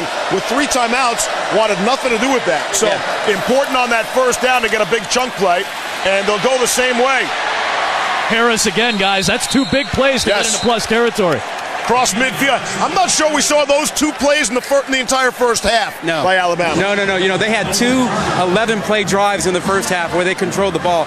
Not a lot of big plays from Alabama. This series coming out trying to get to the perimeter a little bit more. Good stalling tactic by you, because now we don't have to go all the way down there. I didn't want to walk. Nice job, guys. Well done. That's my partner, Rod Gilmore. He's a Stanford guy. He knows how to get around the system. Pretty bright, those Stanford guys. Coming our way. They try the far side. See, that's what you want to do right there. You have 2 successful runs, and you go play action. Okay, you go play action, you get it out of his hand quickly to the perimeter. Easy throw and catch into the boundary. We've got a penalty. And Conversation, Rod, what were you telling me, too? The perimeter game was won by Clemson in that first half, too, right? Yeah, but the quick outs were there on that first series to start the game for Alabama, and now they've come back to it. 73. 5-yard penalty. So just when Alabama gets going, guys, that's going to push him back. And again, it's surprising to see it, too, when it's the guy on the left side of the line, Jonah Williams. Well, it's self-inflicted wounds. You get in a game like this, you're behind. You haven't played behind much this year. All of a sudden, you start to press, and you do something like that, and those are drive killers. 1st and 15 now, still in good field position. I like it when they have Judy in the slot. Boy, he can go down the field in a heartbeat, Rod. He had the big play in the first half. Little play fake finally. Get the quarterback rolling. Irv Smith. And that's a matchup I like. I like talked Irv about Smith? that earlier in the day, that he's a guy I think could really be a factor tonight. He's a tough matchup. I mean, you put a defensive back on him and he outmuscles him. You put a linebacker on him and he outspeeds him. And then you get the movement game going after some successful runs, big time. Well, he was looking for a shot that time in traffic, just kind of slung it away. I think he was thinking Devontae Smith was going to come back to him. Yeah. That did not materialize, and Tagovailoa has to pick himself up off the turf. I think Najee Harris was their best back in the first half, and one of the things I would have talked about at halftime, Coach Moore, is getting him more touches in the second half. No, I agree with you. They went to Irv Smith. He talked about a lot in that first quarter. Yeah. I think they targeted him 3 times. For what it's worth, on a prop bet in the desert, the over-under on Irv Smith catches was 2.5. Oh, baby, Levy coming up with the. Not me. How did you know that one? Not me, but people I do know cash. Now we know what Levy's preparation was like for this game. Just if you were curious. 2.5. Our side here, Levy, it's Josh Jacobs trying to get some traction. That defensive front, what did you think of their performance in the first half, Clemson's defensive line? I thought they were tremendous, and I know Alabama had some success running the ball, but I just thought that they were stout. They made plays when they need to. Now, they've had to play a lot of snaps. Can they hold up? Right. Can they hold up when we get into the fourth quarter if Alabama decides to just keep pounding them? Because a lot of snaps in the first half. Yeah, guys, so here's 4th and 1, and this is that area on the field, right? But with their kicking game the way it is, no, you go for it here, and they're there's no question, you go. right? Well, they've we've been seen getting them in go the for it and Wildcat. handle it. Yeah, and that wild, Clemson hadn't stopped him when they've been in the Wildcat. Yeah, they used Josh Jacobs in deep territory too in the red zone on that 4th and 1, on that 4th and short play too. I think that's what we'll see again. And just to get out in front, guys, we are going to see Jalen Hurts, I am convinced, at some point in this game. Wait. Did you go to the locker room? You got something we don't know? I know some people. Nick, stop texting me. I'm a little busy here. Levy knows people all over the place. But I think they always seem to have a package for him. And I don't even mean taking Tua out. I mean just getting him involved in. And I think it's something to watch for. I think Steve. I see him riding Tua. No, but I think Steve's right. I think that they set up a trick play last week the way they used both quarterbacks. And Steve, I think you'll see something, a double pass, something There's like Tua that. out here. Yeah, Wildcat. There you go. Split him out. Jacobs right here. He was on our side, split out as a wide receiver. Wildcat. It's a Wildcat. They've used it twice in short yardage. It makes sense. Oh, man. They didn't need a whole lot. It was a really short 4th and short, but even that was pretty close. When you get penetration on a straight-ahead play like Clemson's defensive line, and you make the running back dance a little bit in the backfield, it gets a little bit dicey on those short yardage plays. And, guys, the drop-off, it was a great number that our ESPN crew gave us. There's not a lot of drop-off when Lawrence is gone. It's about 1.5 yards per rush when Lawrence is on the field. Even without him, it's only about 2.5, and that would still be number 2 in the country. So that's still pretty good. Yeah, 2.4 for the year. That's unbelievable. Incredible. Tua back to throw. Trying to step away from pressure. Rifles through the hands of Devontae Smith. Oh, he was right in the middle of the field. Exactly right. That's the perfect call. Right through his hands. Well, he had a couple of options there. When Tua has time, these receivers are running free. I mean, he had Judy out there also. Rod, that was a simple ET stunt, which means that the tackle's up, the end is under. Every offensive line in college football, high school football, should be able to pick that up, and that Alabama couldn't pick it up. I don't understand that. Nope, struggling with it. At the 38 of Clemson, this is the opening drive of the second half for the Crimson Tide, down 31-16. Harris running again. That's a solid run to set up a makeable 3rd down. You're still going to need Damian Harris and Najee Harris, Josh Jacobs to do a lot of damage, I would think, to help the passing game in the second. Absolutely, and that was a really good call. They ran away from the pressure, so they ran to the soft spot of the defense. I think that they were anticipating pressure. Clemson was anticipating the throw. They brought pressure, and Alabama had a good call on to run away from it, so now they get themselves into 3rd and 1. And I'd say if they don't get it here, they go for it again. I think they go for it if they don't make it. They have to. Bama's 2 of 7 tonight on 3rd down efficiency. They're back in the Wildcat. Go to the edge this time. Boy, he makes such great cuts, Josh Jacobs. He does. And you get him the ball quickly back there when you snap it directly to him. And what the Wildcat does is it gives you an additional blocker that the defense can't account for. Right. Because all of a sudden your quarterback now is a defined runner, and you can't gap it out unless you bring your free safety out of the middle, and that can be a little bit dangerous. Jacobs very comfortable in that spot. He was a Wildcat quarterback in high school, so he is used to having the football in his hands. Well, how confident are you if you're Clemson in bringing pressure? Well, they're going to bring it here, it looks like. Every time they've done it so far in this game, they've been hurt by it. They bring 5 on this one, guys. Devontae Smith gets hit hard. That's a tough shot from Trayvon Mullen. Took it up high, too. Yep. Yeah, see, with the pressure, they wind up having their safeties involved in coverage, and their safeties cannot play with these Alabama receivers. Well, we saw that on the first long touchdown. Yeah, they got the matchup they wanted versus Porter's coverage. Well, Rod, we were prepping Texas A&M for the Gator Bowl. Texas A&M attacked the middle of the field against Clemson early in the year. Look at Henry Ruggs away for a second, now coming across underneath the Smith. Oh, the ball comes out, and Smith's able to fall on top of it. Oh, wow. I don't know. That's and it might be an incompletion potentially. Right. I'm sure they'll look at this, but whoa, they're playing. This can go three ways now. They're calling it a catch on the field. Or down by contact. Let's see. Yeah, that's a catch. He made, 2 or 3 steps after he had it. Yeah. He might be down, I think. It's close when the ball was coming out when the knee goes down. Right about there. That ball's out, you're right. You can make an argument that ball was on its way out before See if they buzz down. They need to buzz this one. Not yet. Not yet. No, I think it was a catch, guys. Here it comes. Oh, here it comes, huh? Okay, this is my issue right here. What's the issue? Still be right. Huge mistake. Ruling on the previous play was Huge the runner mistake fumbled the ball by before Alabama it was down. right there. The play is under further review. You've got to get up and snap the ball. Yeah, you can't take your time at that juncture of the game. We're going to step aside. We're going to sort out this replay, and we're going to hear from Rod and Jim what they think on the other side.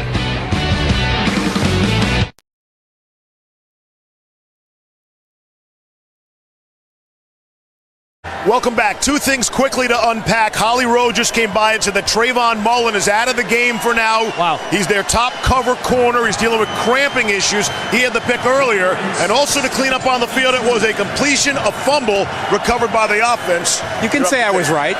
As usual. And Steve, I see Mark Fields, number 2, senior from Charlotte, playing his 47th game. Number 2's checked in on the opposite corner of A.J. Terrell. So we're back for a big 3rd and 6 at the Clemson 22. One clap. 2 has got it. Throw. And right there. Play. Right there. They go to Mark Fields on the defensive play. And that's textbook, right? You go know to how the backup. tough that is to come off the bench cold like that. Wow. And he made a great play. You called it. Veteran move right there. And that's a veteran corner. Mark Fields isn't new to this. All right, he's been around a long time. That's a little high with the offhand, though, Coach. You want that hand down lower. He got away with having it up pretty high. Hey, there's my guy right there. TV talk. That's right. He had to have that hand around the waist, but he got away with it. But at least you know this. Officials will tell you, as long as you don't turn that guy with your offhand, they're going to give you some leeway. All right, guys, we talked about it. This was a factor in the first half. It was rough during warm-ups. This is from 40. Yep. All of us. Oh, they fake it. They picked it up and faked it. Oh, Mac Jones. And they're stopped. Mac Jones got 4th and 6. Okay, Steve, Rod. Why? They're in punt. They're in field goal safe. They were rushing the punter. They had 5 guys off the line of 6 guys off the line of scrimmage waiting for it. Why? Out of it. Wow. Why? Listen, Nick Saban has rolled the dice a couple times already tonight. Went with Mac Jones, their 3rd-string quarterback, and their holder to try to make something happen. What a stop by Clemson. Wow. That's just a risk. Let me see Nick's pick. You have to wonder what's going through Nick Saban's head right about now. In field goal range from 40, they go with the fake. Adam, Jim, Rod, Steve, what'd you think of the call, Jim? I thought it was a strange call. I think it's uncharacteristic of Nick. He knew that they were going to be in a defense where they were not rushing. It was going to be tough to execute a fake, and yet he still went with it. I'm curious if the snapper, or the holder was supposed to check out of it and didn't. That was very unusual. Jim, you can't even have that. You know, to me, there is no confidence in the Alabama kicking game, and that's why that happened. They were prepared to do something, and they should not have. You needed points. You needed to keep your momentum going, and Saban talks about calculated risks, calculated gambles. That was not a calculated risk. That was just a risk. You might as well put the ball into his hands and go for it on 4th down. At that point. Thank you. Well, let's see what Trevor Lawrence has in store now. This is a crucial moment. I know we say that a lot, but this feels like the game's kind of hanging in the balance. A touchdown is like a gut punch. Let's see if Clemson can run the ball now. They've only run for 27 yards so far, but they need to get some yardage on the ground. Quarterback keeper. Wow. He is dragged down. We've been waiting for some defense by Alabama, and Jennings able to bring him down. But I don't care because his hair is glorious. I look at his hair coming out of the back of his helmet, and then I look at yours. Oh. I am very jealous. Listen. The one thing. Listen, Steve Levy and Rod Gilmore go back a long way. So you got the first car in Levy. You got the old sedan that he just picked up now this year. I haven't seen Gilmore with hair. I want to see a photo, Gilmore. Not going to happen. Man wears a lot of hats. Lawrence underneath that time, covered up well by the linebacker, Mac Wilson, as they found Rodgers. Bama defense closing quickly there on that play. Yeah, still no pressure. And it's 3rd and 8 again. They're right back in the yell. 3rd and 8. Yeah, now what do you do with Williams? He has not been effective at all. Do you move him around? I'd move him, Coach Mora. They've got him right on the nose. They're in a 3-man front, and they're going to run some type of game. I think they're going to bring 5 here. Right in front of us here, guys. Big 3rd and 8 for Lawrence. They brought 5. Pressure to the Here blitz. It comes. Wow. Wide open across the middle. Corner fell down. Justin Ross. See ya. Wow. Gut punch by Clemson right there. Wow. When you decide to pressure and you don't get there, you leave yourself vulnerable on the back end, your DB falls down, and it is over. And now it makes that fake field goal look even worse. Points off of that. And when you bring the blitz, the one thing that kills the blitz is when you make the band play. And that happened. And so now you're Nick Saban. You can't blitz anymore. You give up 6. It's not what you need. And adding insult again, he's the Alabama kid that got away. Yeah. Wow. Hey, guys. Our great producer, Mandy Cohen, just gave us a note. This is the largest deficit that Nick Saban has faced as the head coach of Alabama. Think about that, the success, the national titles, all the comeback games that they've had, including last year. This is the biggest deficit that they've faced. Did you see Ross just manhandle that? I mean, put his hands on him. He said, "Get out of my way, son." And that's what he did last game, too. He did that against the Notre Dame secondary for the biggest game. That was the biggest game of his career. And he did it in his freshman season against Notre Dame in the semifinals. And that's a massive play right there. Look at Dabo. Look at Dabo. Full media timeout. Still a ton of time left. A lot of time left. 8:26 left in the 3rd. But you get the sense Nick knew he was in some trouble already.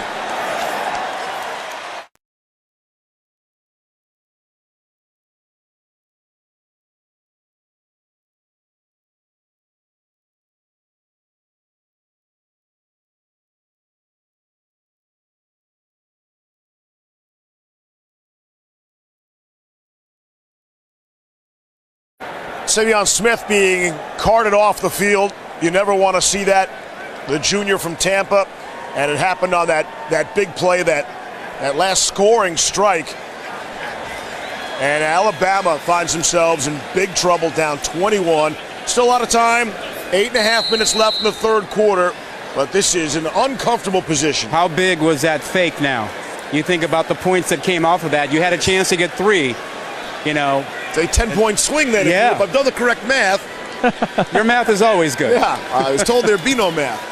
Here's the extra point. Oh, my goodness. So it's not a 10-point swing. A 9-point swing, if you will. Again, Greg Hugel hadn't missed a PAT all year until the Notre Dame semifinal. Now he's missed one tonight as well. But guys, 6 points. That you see it on the bottom line. Yes. 6 points and 188 total yards in the Sugar Bowl last year in the semifinals for Clemson's offense. I understand it was Kelly Bryant then, not Trevor Lawrence. It's a different offense, but man, this is a complete turnaround from one year to the next. Incredible. It really is, and you can feel on the sideline that Alabama seems to be, they're panicking a little bit. They're losing their confidence. You look over at the Clemson sideline. You see Dabo high-stepping down the sideline. Yeah. Their confidence is growing. And plays like you're just watching right there. You know, you take a receiver like this kid, and he shoves your corner, a really good corner to the ground. Safety comes over, misses the tackle, and it's a 76-yard touchdown. I mean, you build on this. Now, come out and get a 3-and-out. Well, if you're in press coverage, you got to actually press the receiver and get your hands on. You can't let him manhandle you. You said it, Jim. Coach if I ever coach. Let me keep Gilmore for at least another couple years. He's tough on these guys now. He's tough. Let me at least hold on. It's not easy out there, but come on, you're in his face. You got to get your hands on him. You're right. You are right. That's why they call it bump and run. Right. Bump him. And there's nothing wrong with a little bump and run. You don't see nothing wrong with it. No. I enjoy hand fighting myself. You're a hand-to-hand combat guy, Levy. I know that. All right, kick's going to be run back. Wow. Out of the end zone. Josh Jacobs trying to give him a little bit of a spark. Yeah, that's exactly right. They need a spark. They need a big play, and he winds out getting them out to the 30-yard line. Well, I think they need a spark on offense, but they also need a non-offensive touchdown at some point to cut the possessions and get back in this. They've had 5 of them this year, Rod. Remember, though, the last 2 years, they were one of the best teams in the country, double-digit defensive touchdowns the previous 2 seasons. But they're playing an offense that doesn't turn the ball over a lot. Yeah, that's true, yeah. Freshman quarterback that has 4. He's been great. How great has he been? You don't see that. 21-point game. Wow. Alabama with the football. 8:19 to go here in the third. Starting from the 30. Too early to abandon the running game. Here Absolutely. they come. And they've got the backs to do it. I like Najee Harris. He's been so effective this game. What they need more than anything, forget about the time. They need a drive and they need 7 points, and then you go. So don't worry about hurrying up right now. This Clemson offense, they will not slow it down. So you've got plenty of time. They will not shorten the game. Yeah, I think, Rod, you're right. Conventional wisdom say, hey, hurry, hurry, hurry. You're right. They need an efficient drive that ends with a touchdown. This was the most efficient offense in the country this season, and they were the quickest strike offense, or one of them at least, in college football.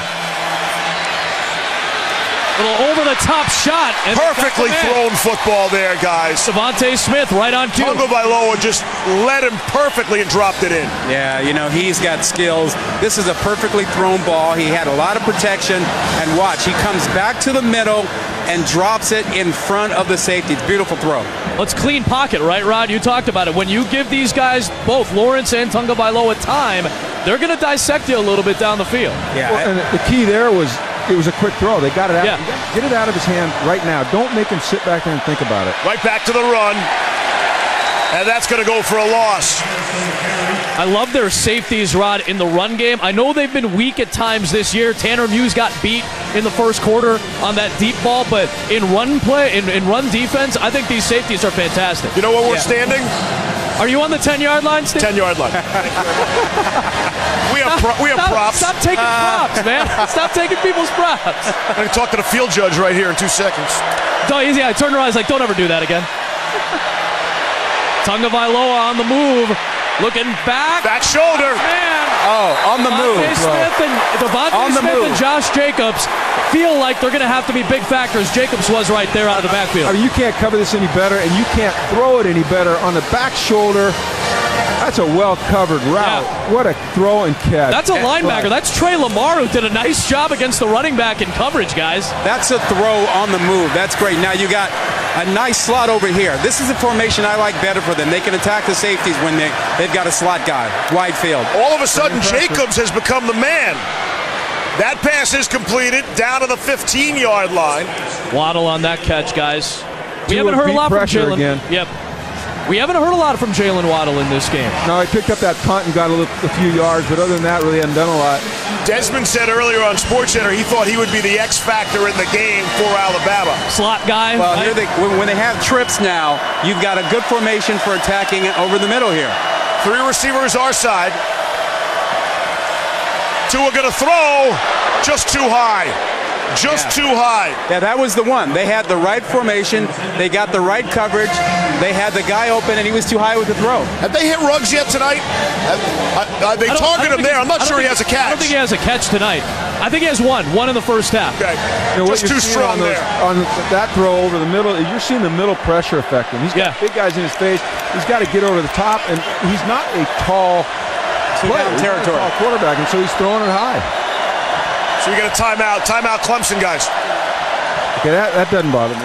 Charge timeout. Yeah, it feels like a big third down right now for Dabo's defense, because if you hold them here, and I imagine it might be 4-down territory, you hold them here, man, that's going to be monumental for Clemson here in the third.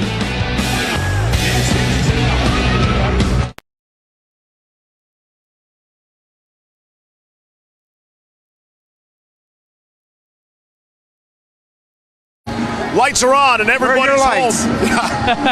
My hands are full right now, okay? Alabama has trailed for 53 minutes all season. 53 plays all season. They've trailed for 56 plays tonight. Wow. That sounds bad. I just got that. Yeah. Rare territory. You guys said it. This is rare, uncharted nearly territory for Nick Saban right now. And you always wonder how you're going to respond in a spot. And well, you play the next play, but this is 2 down territory for them right now. 4 down territory, Ron? Absolutely. 3rd down and 4th down. They got to go. 3rd and 4, the 15. Tua looking left the whole way. Yeah, he's looking for Judy, guys. Hey, let's give some credit, too, to A.J. Terrell. I think he's played a really solid game so far. Obviously, he had the pick 6 to start, but he's had tough assignment after tough assignment all night. And Fields is still in there as well, guys. The backup Fields is still in there for Clemson. Yeah, but actually, they got away with a hold on that play right in front of an official and wasn't called. Nick not too happy about that. So here's your 4 down territory. I like Waddle in the slot here. 4th and 4. The Clemson 14. Waddle on your side of the field, guys. Yep, in the slot. Smith in motion in the slot now. He's going to try to run for it. Not going to get there. Oh, wow. Not going to get there. I'm on the yard line, guys. I am on the marker. I think he's a half a yard short. Yeah, a little bit. About a 1.5 foot short. He did not look as explosive or quick as he typically does. He's got that knee sleeve on his left leg, and you got to believe his ankle and his knee even a little bit are bothering him. He just does not look as athletic and quick as he normally does. Actually, Coach, I didn't think that was the best decision. I think back to his right, he had a couple of options to throw the ball and get the 1st down. One was Judy, and I think Waddle was out there. He had 2 guys he could have made an attempt to throw the ball. Rod, I'll tell you this. Jonathan Vilma made the point in the pregame. He said Tua Tagovailoa is really affected by pressure, and his eyes go to the ground, and we're seeing that. And Rod, you just pointed it out. He did not see open receivers because his eyes were on the rush, and great quarterbacks can't do that. I think he's a great quarterback. He's just struggling right now. Well, Trevor Lawrence takes over now. Long field in front of him. Well, they go right to the ground, and Travis Etienne. If they could take the ball and run it all the way down the field and waste the rest of this 3rd quarter, they got to feel pretty good about that. I was going to say, is clock a factor at this point? Yeah, well, I'm curious to see how they play it. Right. Do they continue, hurry up with their tempo, or they just back off a little bit? I mean, not to stop their offense, but just to bleed a little bit more. I think you bleed a little clock, but Rod, you know this. If you change your personality in the middle of the game and you go away from being successful, you take your foot off the pedal, your players feel it, and they don't like it. And here's some aggressiveness. Right there. There's a little bit of aggressiveness going right back to Overton. That was right in front of us, and that was a beautiful throw and a great catch. Good job picking up the blitz, too. Oh, yeah. They get the pressure out there. Look at this. He leans off of him. Perfectly thrown ball. We're going to get even closer here to the sideline. Again, you're watching our Field Pass coverage on ESPN2. Adam, Jim, Rod, Steve, giving you the access and the looks that you're really not going to get just about anywhere else. This is awesome. It is awesome. Etienne, it's a loss. Can we change the draft rules and let a freshman quarterback come out? Why do you like Lawrence so much? I know there's a lot of reasons, but what sticks out to you, Ron? Well, I like his toughness tonight. I didn't know he was that tough and that he would handle the pressure as well as he had. Physically, I knew he had everything else. I mean, he's tall, he throws a beautiful ball, but seeing his savviness and how tough he is tonight has really sold me. Along those lines, I was with McShay on game day, and we were joking about it. He said if Lawrence came out and Tua came out this year, they'd be the top 2 quarterbacks, maybe the top 2 players taken in the draft. But we're a couple of years away from both. Yeah, Tua's eligible next season. After next season. Right. Yeah. Lawrence still has 2 more full years. Think about that. If you're in the ACC, you're in the national spotlight, national picture, you got to deal with that guy for 2 more seasons. Well, let's change the NCAA rules and let him have a hair deal. Shampoo or something. Oh, by the way, they asked him what he uses. Pantene. Very simple. Oh, what you use, right? For this receding hairline. I actually wanted to know what Levy uses for that lettuce. I use whatever Troy Polamalu used, the head and shoulders thing. No flakes on me, fellas. Attaboy. I don't use either. 3rd and 13 for Trevor Lawrence. Taking a shot. Downfield. Oh! What a catch by Justin Ross. Was he in bounds? I think that's going to be the question, but they're ruling it a catch. Wow. That's a one-handed grab. Amazing. Hey, guys, that's the second time we've seen an Alabama defender lose his footing And I don't think it had much to do with the grass as much as it did with the physical receiver play. And guys, that is Josh Jobe, the freshman. Remember who he came in for? He came in for Savion Smith, who went back to the locker room, carted off the field. That's twice now that Ross is just out physical the corner. A lot of hand fighting there. What a great throw. You talk about a 3rd and 12, whole shot like that. Unbelievable confidence. And Rod loves the mutual combat. Being in the booth with Rod, I know how much he loves the mutual combat between that's not mutual, though. Clemson is whipping these receivers. They're big. When was the last time you saw Alabama defensive backs get pushed around like this? When did you ever see an Alabama player get manhandled? You just don't see it. No. And you are seeing it on the edge. Well, that's the one spot. I know they lost a ton from their defense last year, but that's the level of their defense that lost the most. They lost 5 guys, starters, from that secondary, including their star. That's their nickel, Tony Brown. They lost Micah Fitzpatrick. They lost Anthony Averett, Levi Wallace. All these guys. That's a lot of talent that's playing at the NFL level. There is no fear in that young man's eyes at quarterback. Slinging it again, it's Ross. Oh, he lost the ball. All right, they're going to look at this. If that knee was down, it stays with Clemson. But if that knee wasn't down, that's the momentum play that Alabama absolutely needs. Raekwon Davis recovered if it stands. Well, you can see Ross saying I was down. Well, the film will be key here, the replay. Let's see. Yeah, he's down. I think he's down. Very close. Oh, yeah. We're on the guess what they think on the Alabama sideline right now. We know the ball can't cause a fumble. Yeah, the ground cannot cause a fumble. His knee is down. He's down. Yep. Knee and thigh. Ground can't cause. And that's a misnomer in the NFL. The ground can cause a fumble in the NFL. It cannot do so in college football because when you're down, by whether contact or not, when your knee or elbow's down, you're down. This is a critical play, obviously. I mean, Bama needs possessions. They're down 3 scores here. They need the football. I don't think they'll get it here, Steve. I just don't think they're going to. No, they're not going to get it here. Yeah. Rod, you talked about Trevor Lawrence and his confidence. Every pass he completes, it grows. And I saw something there after the fumble, or after the mishandled ball there, went right over his receiver. Hey, it's okay. I mean, he's showing leadership, poise and control and command of this game at such an early or young age. He's ready for the NFL. So he turned 19 in October? He just turned 19 years old a couple months ago? We focused on his physical attributes most of the year, 6'6", and throws a pretty football, but you're seeing all the intangibles tonight. That's the thing that impresses me. How about the way that he came back from really not a great start? They're considered the best players to leave that state, Jameis Winston being one of them, and Justin Ross. If we expect replay to reverse that call of a lost fumble, it'll be about a 3rd and 8 at the 36 for Clemson. Nick Saban talked about how they got to play better 3rd down defense when he walked off the field, telling Maria Taylor we got to be better. Clemson 6 of 9 on 3rd down. After review, the runner was down before he lost control of the ball. Will be 3rd down and 9 at the 37-yard line. Clock will start. I'm not ready for play. So the Tigers converting, Kirk, double the percentage of other Alabama opponents this year on 3rd down.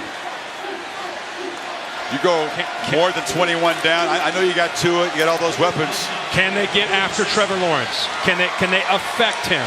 Something that's been a problem here on 3rd down without Christian Miller. Keep talking about how Dylan Moses, you'll see him on the right side of the defense lined up, trying to help, trying to get a pass rush in. Yeah, 45 sacks on the season for the Tide, 0 tonight.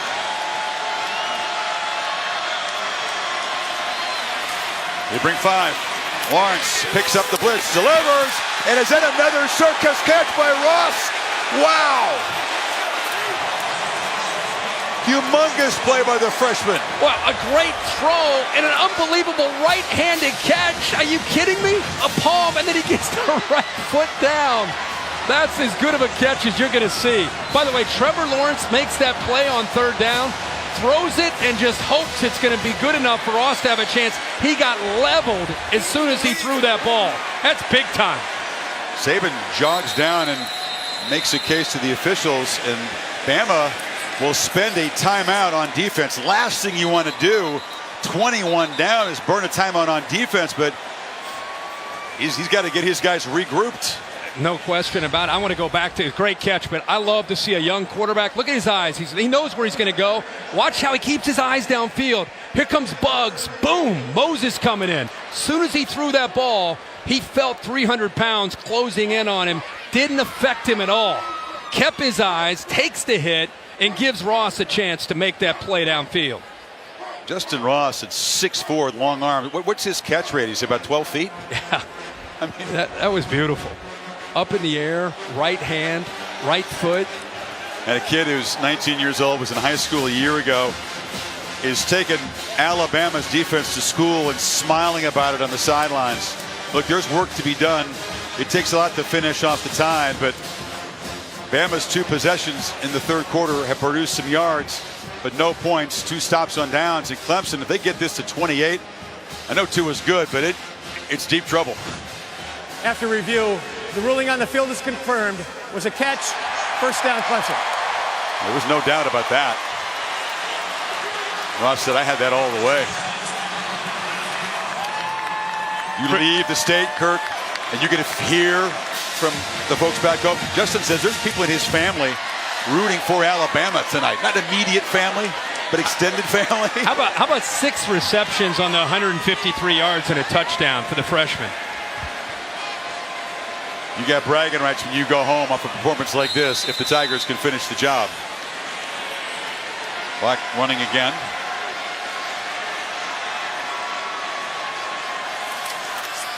Etienne gets a block and makes a cut down right near the 10-yard line. It'll be first and goal, Clemson. You think about your defender, and Lawrence is back there throwing the ball.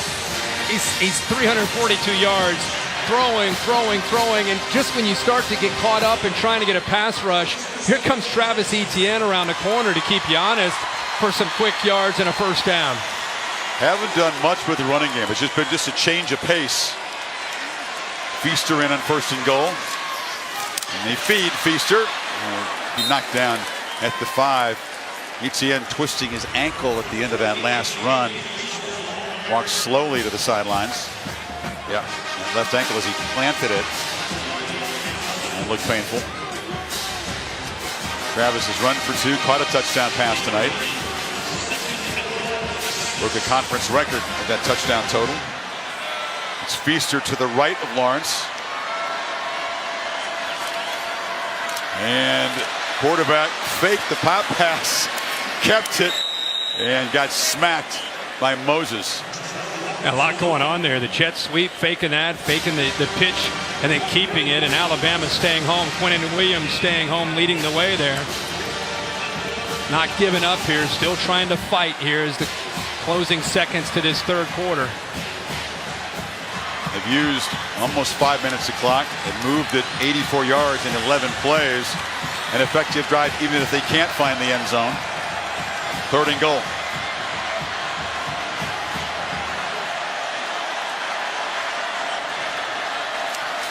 Lawrence with the rush coming, finds T. Higgins, touchdown.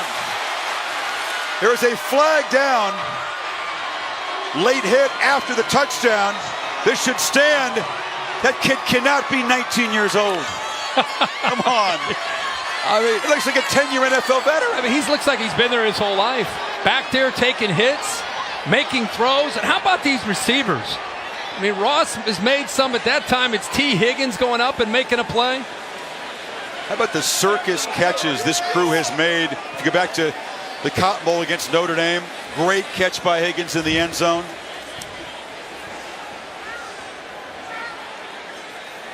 There's Mike Cannon with the explanation. It is a touchdown. And a personal foul late hit after the score. And we'll go back and take a peek at this, but what made it really stand out was that they went over the top of Mack Wilson. And that's why the ball was a little bit high, and Higgins had to go up and climb the ladder to make that play. This duel between young quarterback prodigies, controlled by Trevor Lawrence, who checked out that touchdown pass and the catch the Jumbotron just said, wow. 347 yards and 3 touchdowns for the true freshman from Cartersville, Georgia.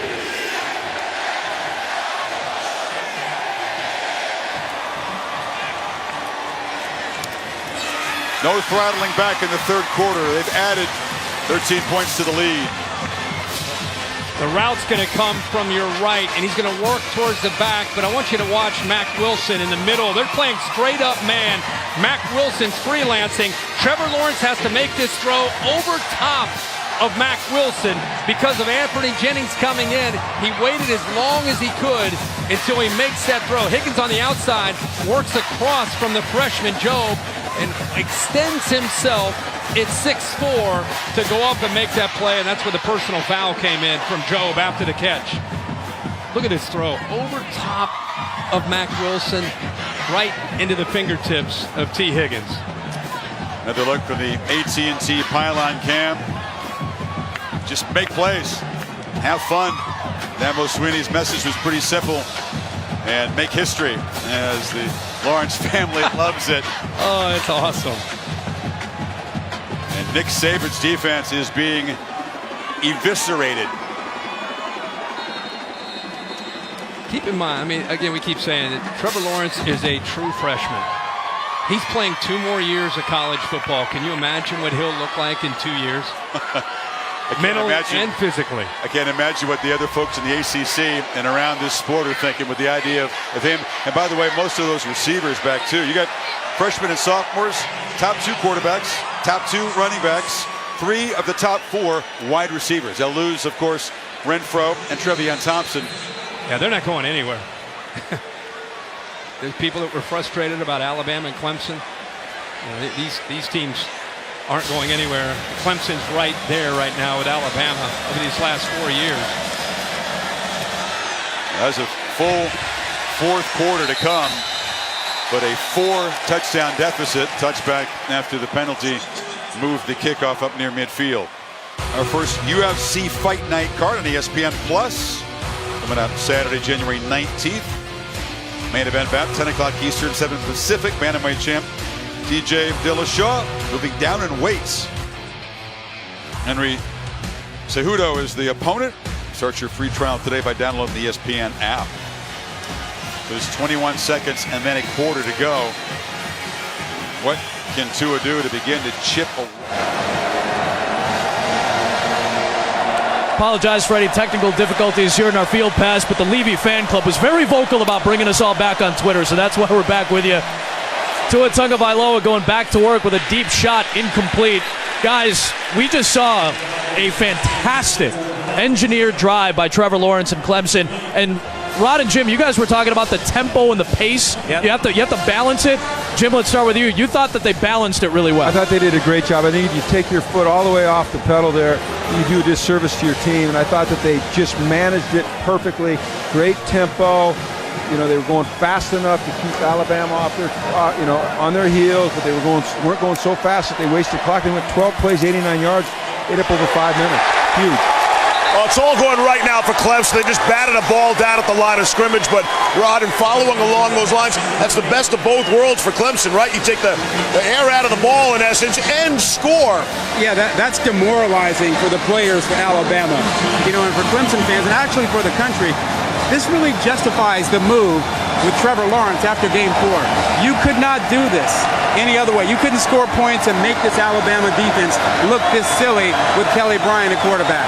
We saw that last year. They just showed Brett Venables. How about the job that he's done? Mix it, Rod. The mix that we've seen in terms of pressure and coverage and then different types of pressure, fantastic. And again, they look like they were rushing for. They dropped somebody back as a spy. Yep. Tua tossing downfield for Judy. Got him! Right in front of us, Jerry Judy. Big time play. Man, that was necessary to close out the third quarter.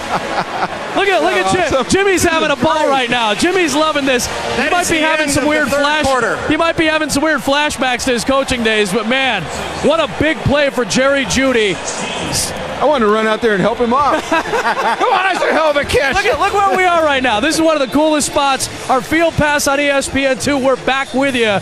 at the end of the third quarter, 44-16. Let's see if Alabama's got something in them when you come back to Santa Clara.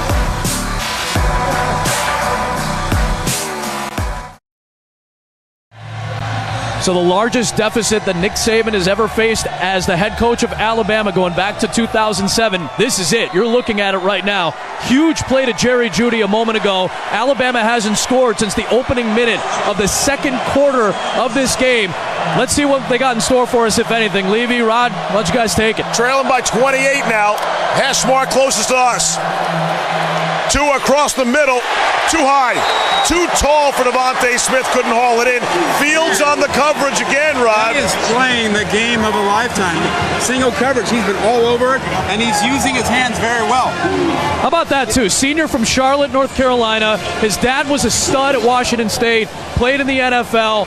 He's been there for 46 games. He's not even the starter this year, playing the game of his life in his final game. And he's feeling it, too. He's feeling it. He wants the guy to come out now. He's looking to bring me somebody because I want to shut down somebody else. Here you go. Here's Jerry Jeudy. Yeah, you get that confidence. You want anybody. That's how Rod feels in the booth every week with me. Two throws. Able to complete. Jalen, that's the first time we've really seen Jalen Waddle in an impact offensive play tonight. Okay, I'm gonna go nostalgia on you here. Oh, hit me. Irv Smith Jr. Yep. His dad was a tight end for the New Orleans That's Saints right. when I was there. Mark Fields, the son, the father, linebacker with the Saints when I was there. So you know both Mark Fields and Irv Smith. They probably used to play with each other, hang out and play in the yard when they were kids. And here they are playing on a national stage. How cool is that? First and goal for Alabama, guys.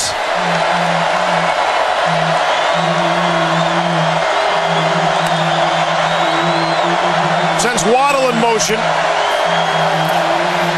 Quick throw that came out in a hurry to the back, out of bounds. Did not get the pylon there. Yeah, I don't think he got the ball. No, we had a good look at it too here. I think he's out of bounds at the 1.5. Yeah. That's a good quick throw, though. You said it, Jim. You need to get the ball out fast if you're Tua. When Tua's holding the ball, they're struggling. When he's getting it out of his hand quickly, then they're having some success. They've got to get it out of his hand quickly. And they've got playmakers. Give it to playmakers. Let them make the plays down the field. Well, they need to score quickly. Yeah, this is a must score. Down 28.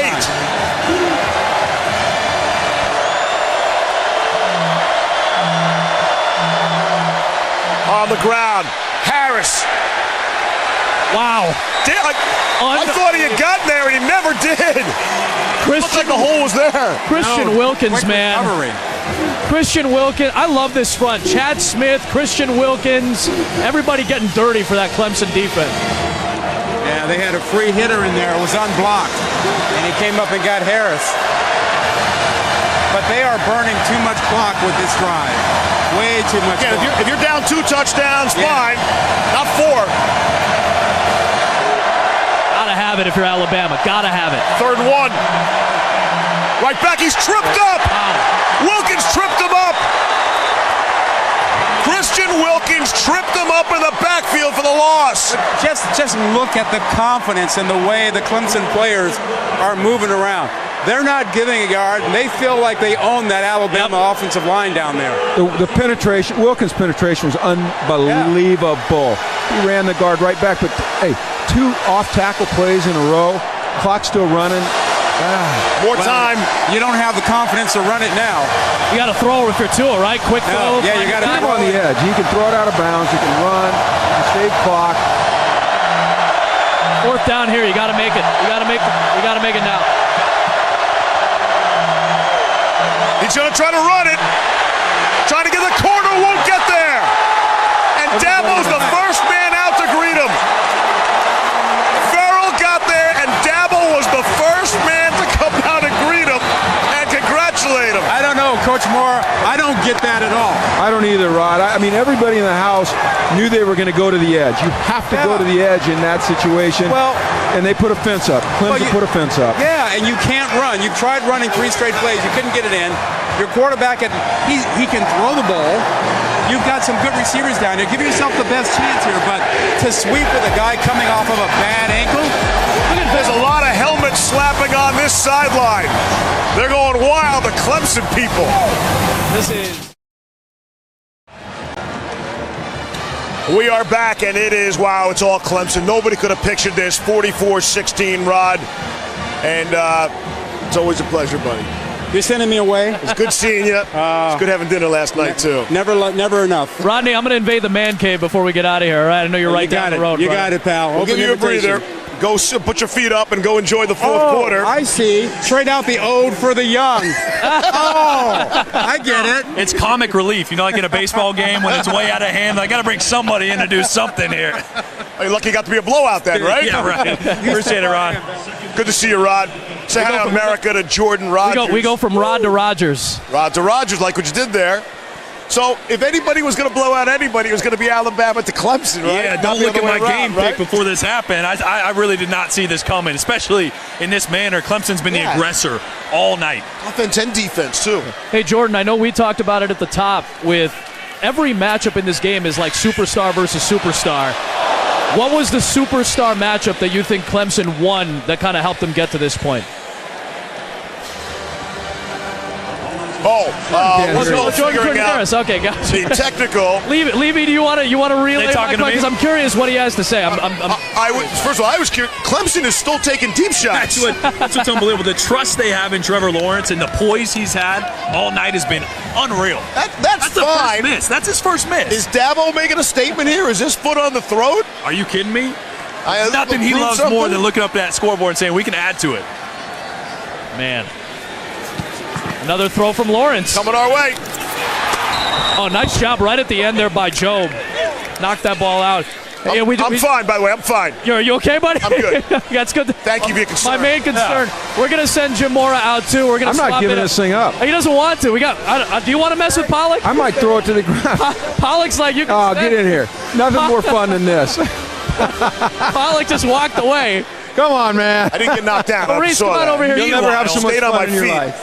You got it, dog. We'll get Pollock on the air here in a second. I got Reese Davis with me. I almost caught the ball. This is frightening too right now for Pollock. I'm going to have Reese stick around until after the break as well because I really want to get his perspective on it. Somebody who obviously has been around both of these coaches for a significant amount of time these last several years. Oh, it's a short punt, guys. Dynasty building. Oh, the Alabama return player slipped. Yeah. That turns a bad punt into an okay punt.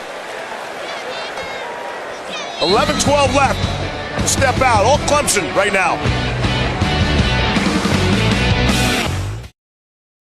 Back in Santa Clara, 30 unanswered points allowed by Nick Saban's crew, the most he's ever allowed unanswered in his tenure at Alabama. I wanted to bring Reese Davis in just for some perspective on this type of monumental performance. I know we still have 11 minutes left, but how can you kind of put this into perspective for us right now?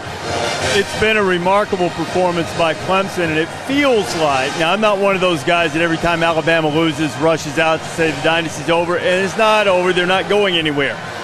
But it feels like a changing of the guard type game a little bit in terms of who's on top at the moment. Not just for this game, but in terms of being the premier program. I mean, this is a thorough butt whipping. They've beaten them in every aspect of the game. And, you don't see that happen to Nick's teams at Alabama. This is going to be by far the worst loss in his 12 years there. They're probably going to give up 50 before it's over. They haven't shown any signs of stopping them. So it's been a really, really impressive performance for Clemson. And if there's been any question about that whole Roy bus thing that Dabo was talking about, Clemson's on the front bus.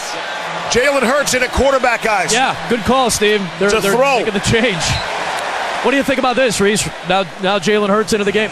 Well, Tua's had a tough night. I mean, he's made some plays, but he's also had some catastrophic errors. And I think with everything that Jalen has meant to this program and to the teams, to give him a shot at it, let him finish out by being on the field and playing is probably the right thing to do. I mean, the game's out of hand, and you might as well give him a run at it before he decides what he's going to do next. Reese is going to be on the trophy presentation as well after the game. We appreciate your time as always and appreciate your perspective more than anything else. Hurts is taken down. He fumbles the football. Oh, wow. Let's see.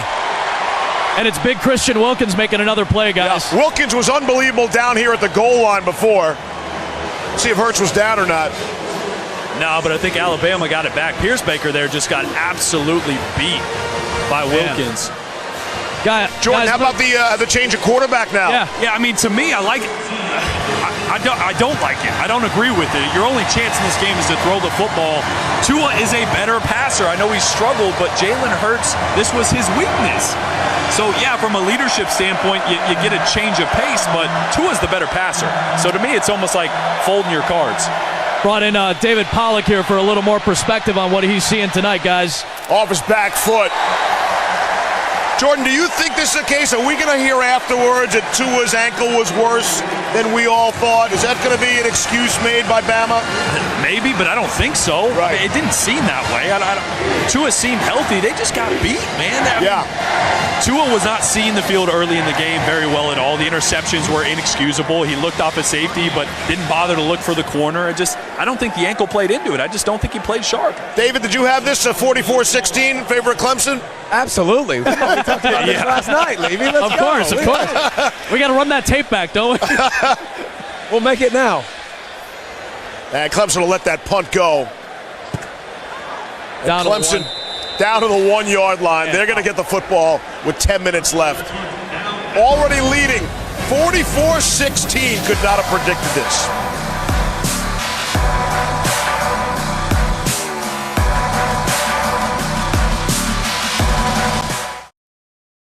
Taco Bell has brought the best of the regular season to the college football playoff by creating the Taco Bell Live Moss student section. They're picking up the tab for 500 student tickets from each school at tonight's game, giving the biggest fans back to the biggest of fans. Wow. Taco Bell. This is like Death Valley West. Oh, let's go. Clemson is having a party. I get the feeling that there's a bunch of cats and dogs who just heard that in their living rooms that just started freaking out in their living rooms right there. Just based on all that noise. Long field in front of Clemson here. Trevor Lawrence from his own end zone starting this drive in control with Travis Etienne on the run. David Pollock's with us. I wanted to get your perspective on, we played 3+ quarters at this point. Is this, how do you put this into perspective right now for you, what you've seen? Well, it's a butt whipping. There's no other way. There's no other way to spin it.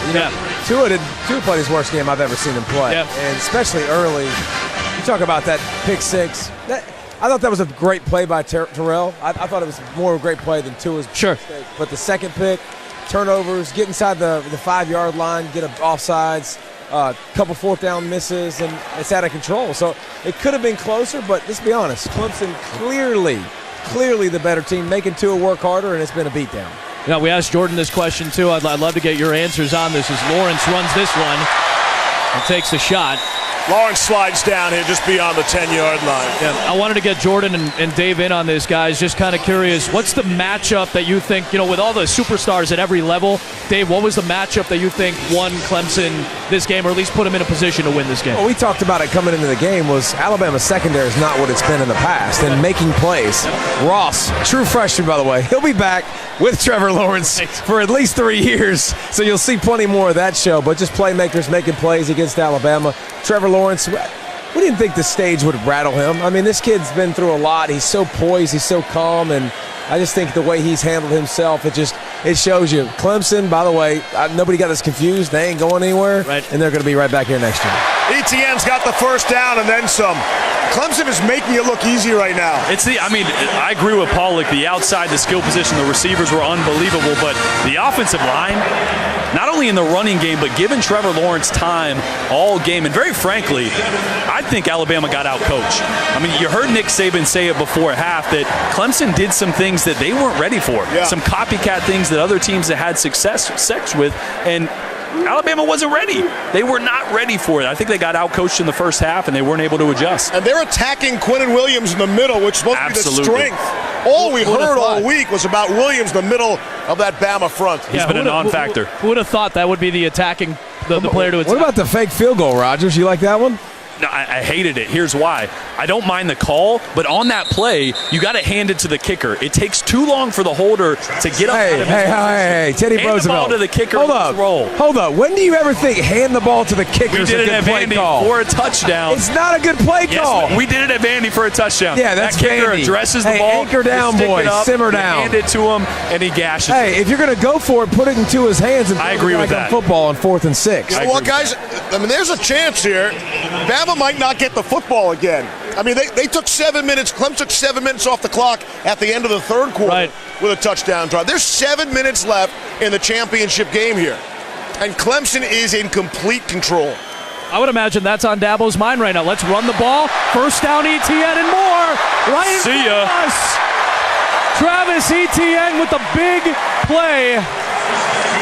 Look at the body language. Wow. Alabama doesn't want to be out there right now. Guys, I'm right here. I'm on the edge of the sideline right now, so I'm looking back. I mean, it's flat. You have guys. There's nothing worse than this feeling. This has to be as low as they felt all year. Just want to get out of here right now. And they're used to toying with people. They've never been on the other side of this. And with all their 5-star kids, they probably have not been on the other side of this in high school either. Ever. I guarantee there's not many guys on the field that have ever looked up at the scoreboard and been down this much. In any kind of championship game, state championship, whatever. Basketball, baseball. Seriously, though, these are the best athletes of the best. They don't lose in high school in anything.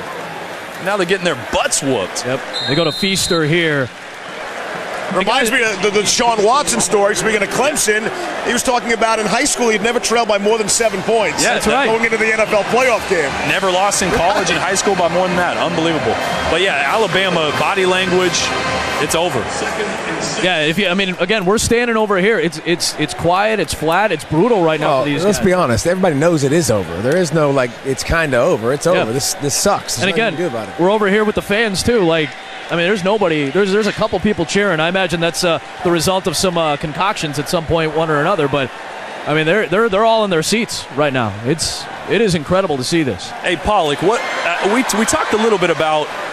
This means that Clemson, I think, is here. We knew they were, but they're here. What does this do to Alabama? We've never seen this happen to a Nick Saban team. Does this affect how you look at Nick Saban, how you look at this team, how you look at this program moving forward? Do you have any? I think if they lost, be one thing, but to get your doors blown off this way, hey, it gives Saban plenty of motivation to go into the season, right? It's kind of fair to say too, though. Like the identity of this team, remember, has been an offensive team that throws the ball all over the yard, and it's kind of changed. Well, tonight, I feel like if they were their old selves, they would have had more success, and they have. They've still outrushed Clemson, even with a couple of big runs late, but I think the toys and the playing with the offense, it came back to bite them. And that might be something that's visited in the offseason, but Clemson or Alabama's, they're going to be right in the mix next year. This isn't going to change. Clemson's going to be obviously in the mix. I think it's interesting to start looking at Clemson for next year. Yeah. They lose a lot in that defensive front. They've had a stretch now with those guys that they've been so fortunate to have up front, and that's obviously going to change. But Trevor Lawrence is going to be spinning bean, and that ain't stopping anytime. He's a bad man. The big key. And Travis Etienne's going to be back for another season. These young receivers. Remember, by the way, let's play corporate chill for a second. Thursday, August 29th, 2019, we're going to launch our ACC network football coverage. Clemson is going to open things up against Georgia Tech. And by the way, then they host Texas A&M the week after. It's not an easy start. That's pretty solid. That's a pretty solid start. So the non-conference schedule is going to look really sharp right off the bat. Alabama starts in Atlanta against Duke. So they'll take on another ACC team to start their year. You think about the ACC who had a really down year right outside of Clemson. And now they're watching this. Where we got to deal with Dexter Lawrence for 2 more seasons. Absolutely. I mean, for Trevor Lawrence. Yeah, for 2 more seasons. And you know what? That shouldn't be lost. They're doing this without Dexter Lawrence. Yes. Think about that for a second. Alabama couldn't do anything offensively without the big man in the middle for Clemson. By the way, Pollock just abandoned me, just so you guys know. He's disinterested as the Alabama players now. He's going to fix his hair. Lawrence. More vain than I've ever known. Anybody I've ever known. By the way, the only guy with better hair than Jordan Rodgers right now is Lawrence. Gets that first down run. The only guy with that. All right, I don't want to make a hair comment here. Hold Mike on. Golick Jr. just came by to hang out with us for a little bit. Mountain Man himself. All right, we got 3 minutes left until they crown this thing. Give me your perspective on what you've seen tonight. It has been a wall-to-wall bit of domination from Clemson physically in a way that I was not ready for on both lines of scrimmage. Clemson's offensive line was the biggest question mark coming into tonight for me, and the way that they have handled the footing up front, especially giving Trevor Lawrence the time we've seen him get all night to make these plays downfield has been remarkable. And they're in no hurry right now, guys. Play clock all the way down to 1. I was half kidding about them Alabama not touching the football again. But they're not going to. Yeah, they're not. Listen to this place. This is absolutely incredible. Nobody saw a game like this coming, and right now Clemson is 245 away from their second title in the last 3 years. So we are on the Clemson sideline, and the chant from the Clemson fans were SEC. Wow. SEC. We want Bama. We want Bama. They got him. They got Bama. They got Bama in a big way tonight, man. 28-point lead, 30 unanswered points, which is the other thing that kind of amazes me. Christian Wilkins, one of the all-time good kids in college football, came back for his senior year. William Campbell Trophy winner. He was crying. I mean, he was really emotional. Chase Bryce is in the game now for Clemson. And by the way, let's not forget, Chase Bryce, had he not done what he did in that Syracuse game when Lawrence got hurt, there's no way, well, I don't want to say no way, but there's a big chance Clemson wouldn't be here right now. They talked so much about the Jalen Hurts game for Alabama in the SEC title game and how that propelled, but you're right, looking back to that point in the season, that's after that big gamble by this Clemson coaching staff. And Dabo Swinney, got to give him all the credit in the world for making that decision, having this kind of foresight. Golic, do the Notre Dame people feel any better now after what Clemson is doing to Alabama? A little bit. You have to think so, and I mean, really, the backup defensive backs for Notre Dame, Julian Love goes out, and those guys get all the shredding in the world for these Clemson receivers going up and getting it. These guys are going to be able to do it with anyone in the country. They have put that on display tonight. Well, at the beginning of the year, we knew that these two teams would be in the mix, and I would imagine Georgia, Ohio State, kind of the typical players these last couple of years. As the year went on, I think these two teams clearly separated themselves. You could talk about the others as well, but these were clear-cut, I think, the two best teams in the country, and I think Clemson made it a clear point that they're the best team in 2018 for this season. Absolutely. You cement it. You play this game 100 times, it's never going to look like this.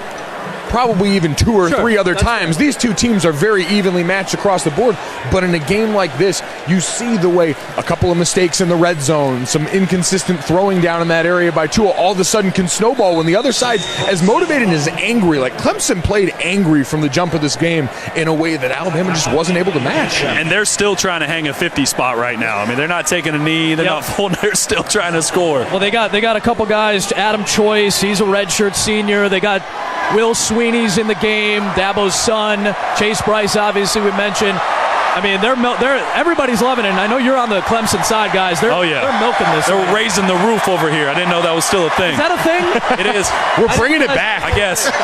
Bring it back. Let's go. Dabo just got the hug and kiss from his wife. That's a first down, and that's your ball game. Guys, incredible performance by Clemson tonight. This is going to be their third national championship in program history. Dabo knows it. Brent Venables knows it. We talked about it. The best two teams in the country this year. They had an opportunity to show it off here in Santa Clara. And this is a performance for the ages by Dabo Swinney and the Clemson Tigers. 44-16, one of the biggest losses in Nick Saban's career. His worst loss as the head coach of the Alabama Crimson Tide. And the Clemson Tigers, your 2018 national champions. What a statement Clemson made here tonight. And every back, they punched the bully in the mouth. And that's the thing. I think everybody was telling them, okay, yeah, you're coming, you're almost there, but you're not Alabama. They got a seat at the table right now. They got the biggest seat at the table. You're right. They punched them in the mouth, and Alabama didn't have an answer. Adam, why don't you give us a final thought over from your side? Yeah, guys, obviously we talked about it from the start. Is this a defining game? Is this perhaps a passing of the torch in some ways for a lot of these guys on this team? They wanted to make a point. They wanted to prove something. They proved a lot tonight if you're the Clemson Tigers. Major statement for this program, no doubt about it. They get to carry this forward with a young core at all these positions coming back next year ready to make more noise. Steve? All right, fellas, nice job over there. It's raining purple and orange here. This is quite a scene, something that will never get old for Clemson, even though they've won a couple now. And what a story and what a way to cap the season. Look, in the media, we want a dramatic last game of the championship. This was dramatic. Yes. I mean, in one way it was. It was Nick Saban getting beat down in a manner that we have never seen, nor did we ever think was possible. Just happened. Simply amazing what we have seen today. Alabama has their world rocked. Levy, how about it? How was the field pass for you, my man? I think it was good. I think we should try to do this every single week on the MegaCast. Are you available every week to do this? Oh, yeah. All right, it's time now to send it to college football final, presented by Capital One. Adnan Burke, Jesse Palmer, and Joey Galloway are standing by. It has been a blast. The only people who had more fun than we did are all the Tigers of Clemson. Congratulations to your Death Valley, national champions 2019.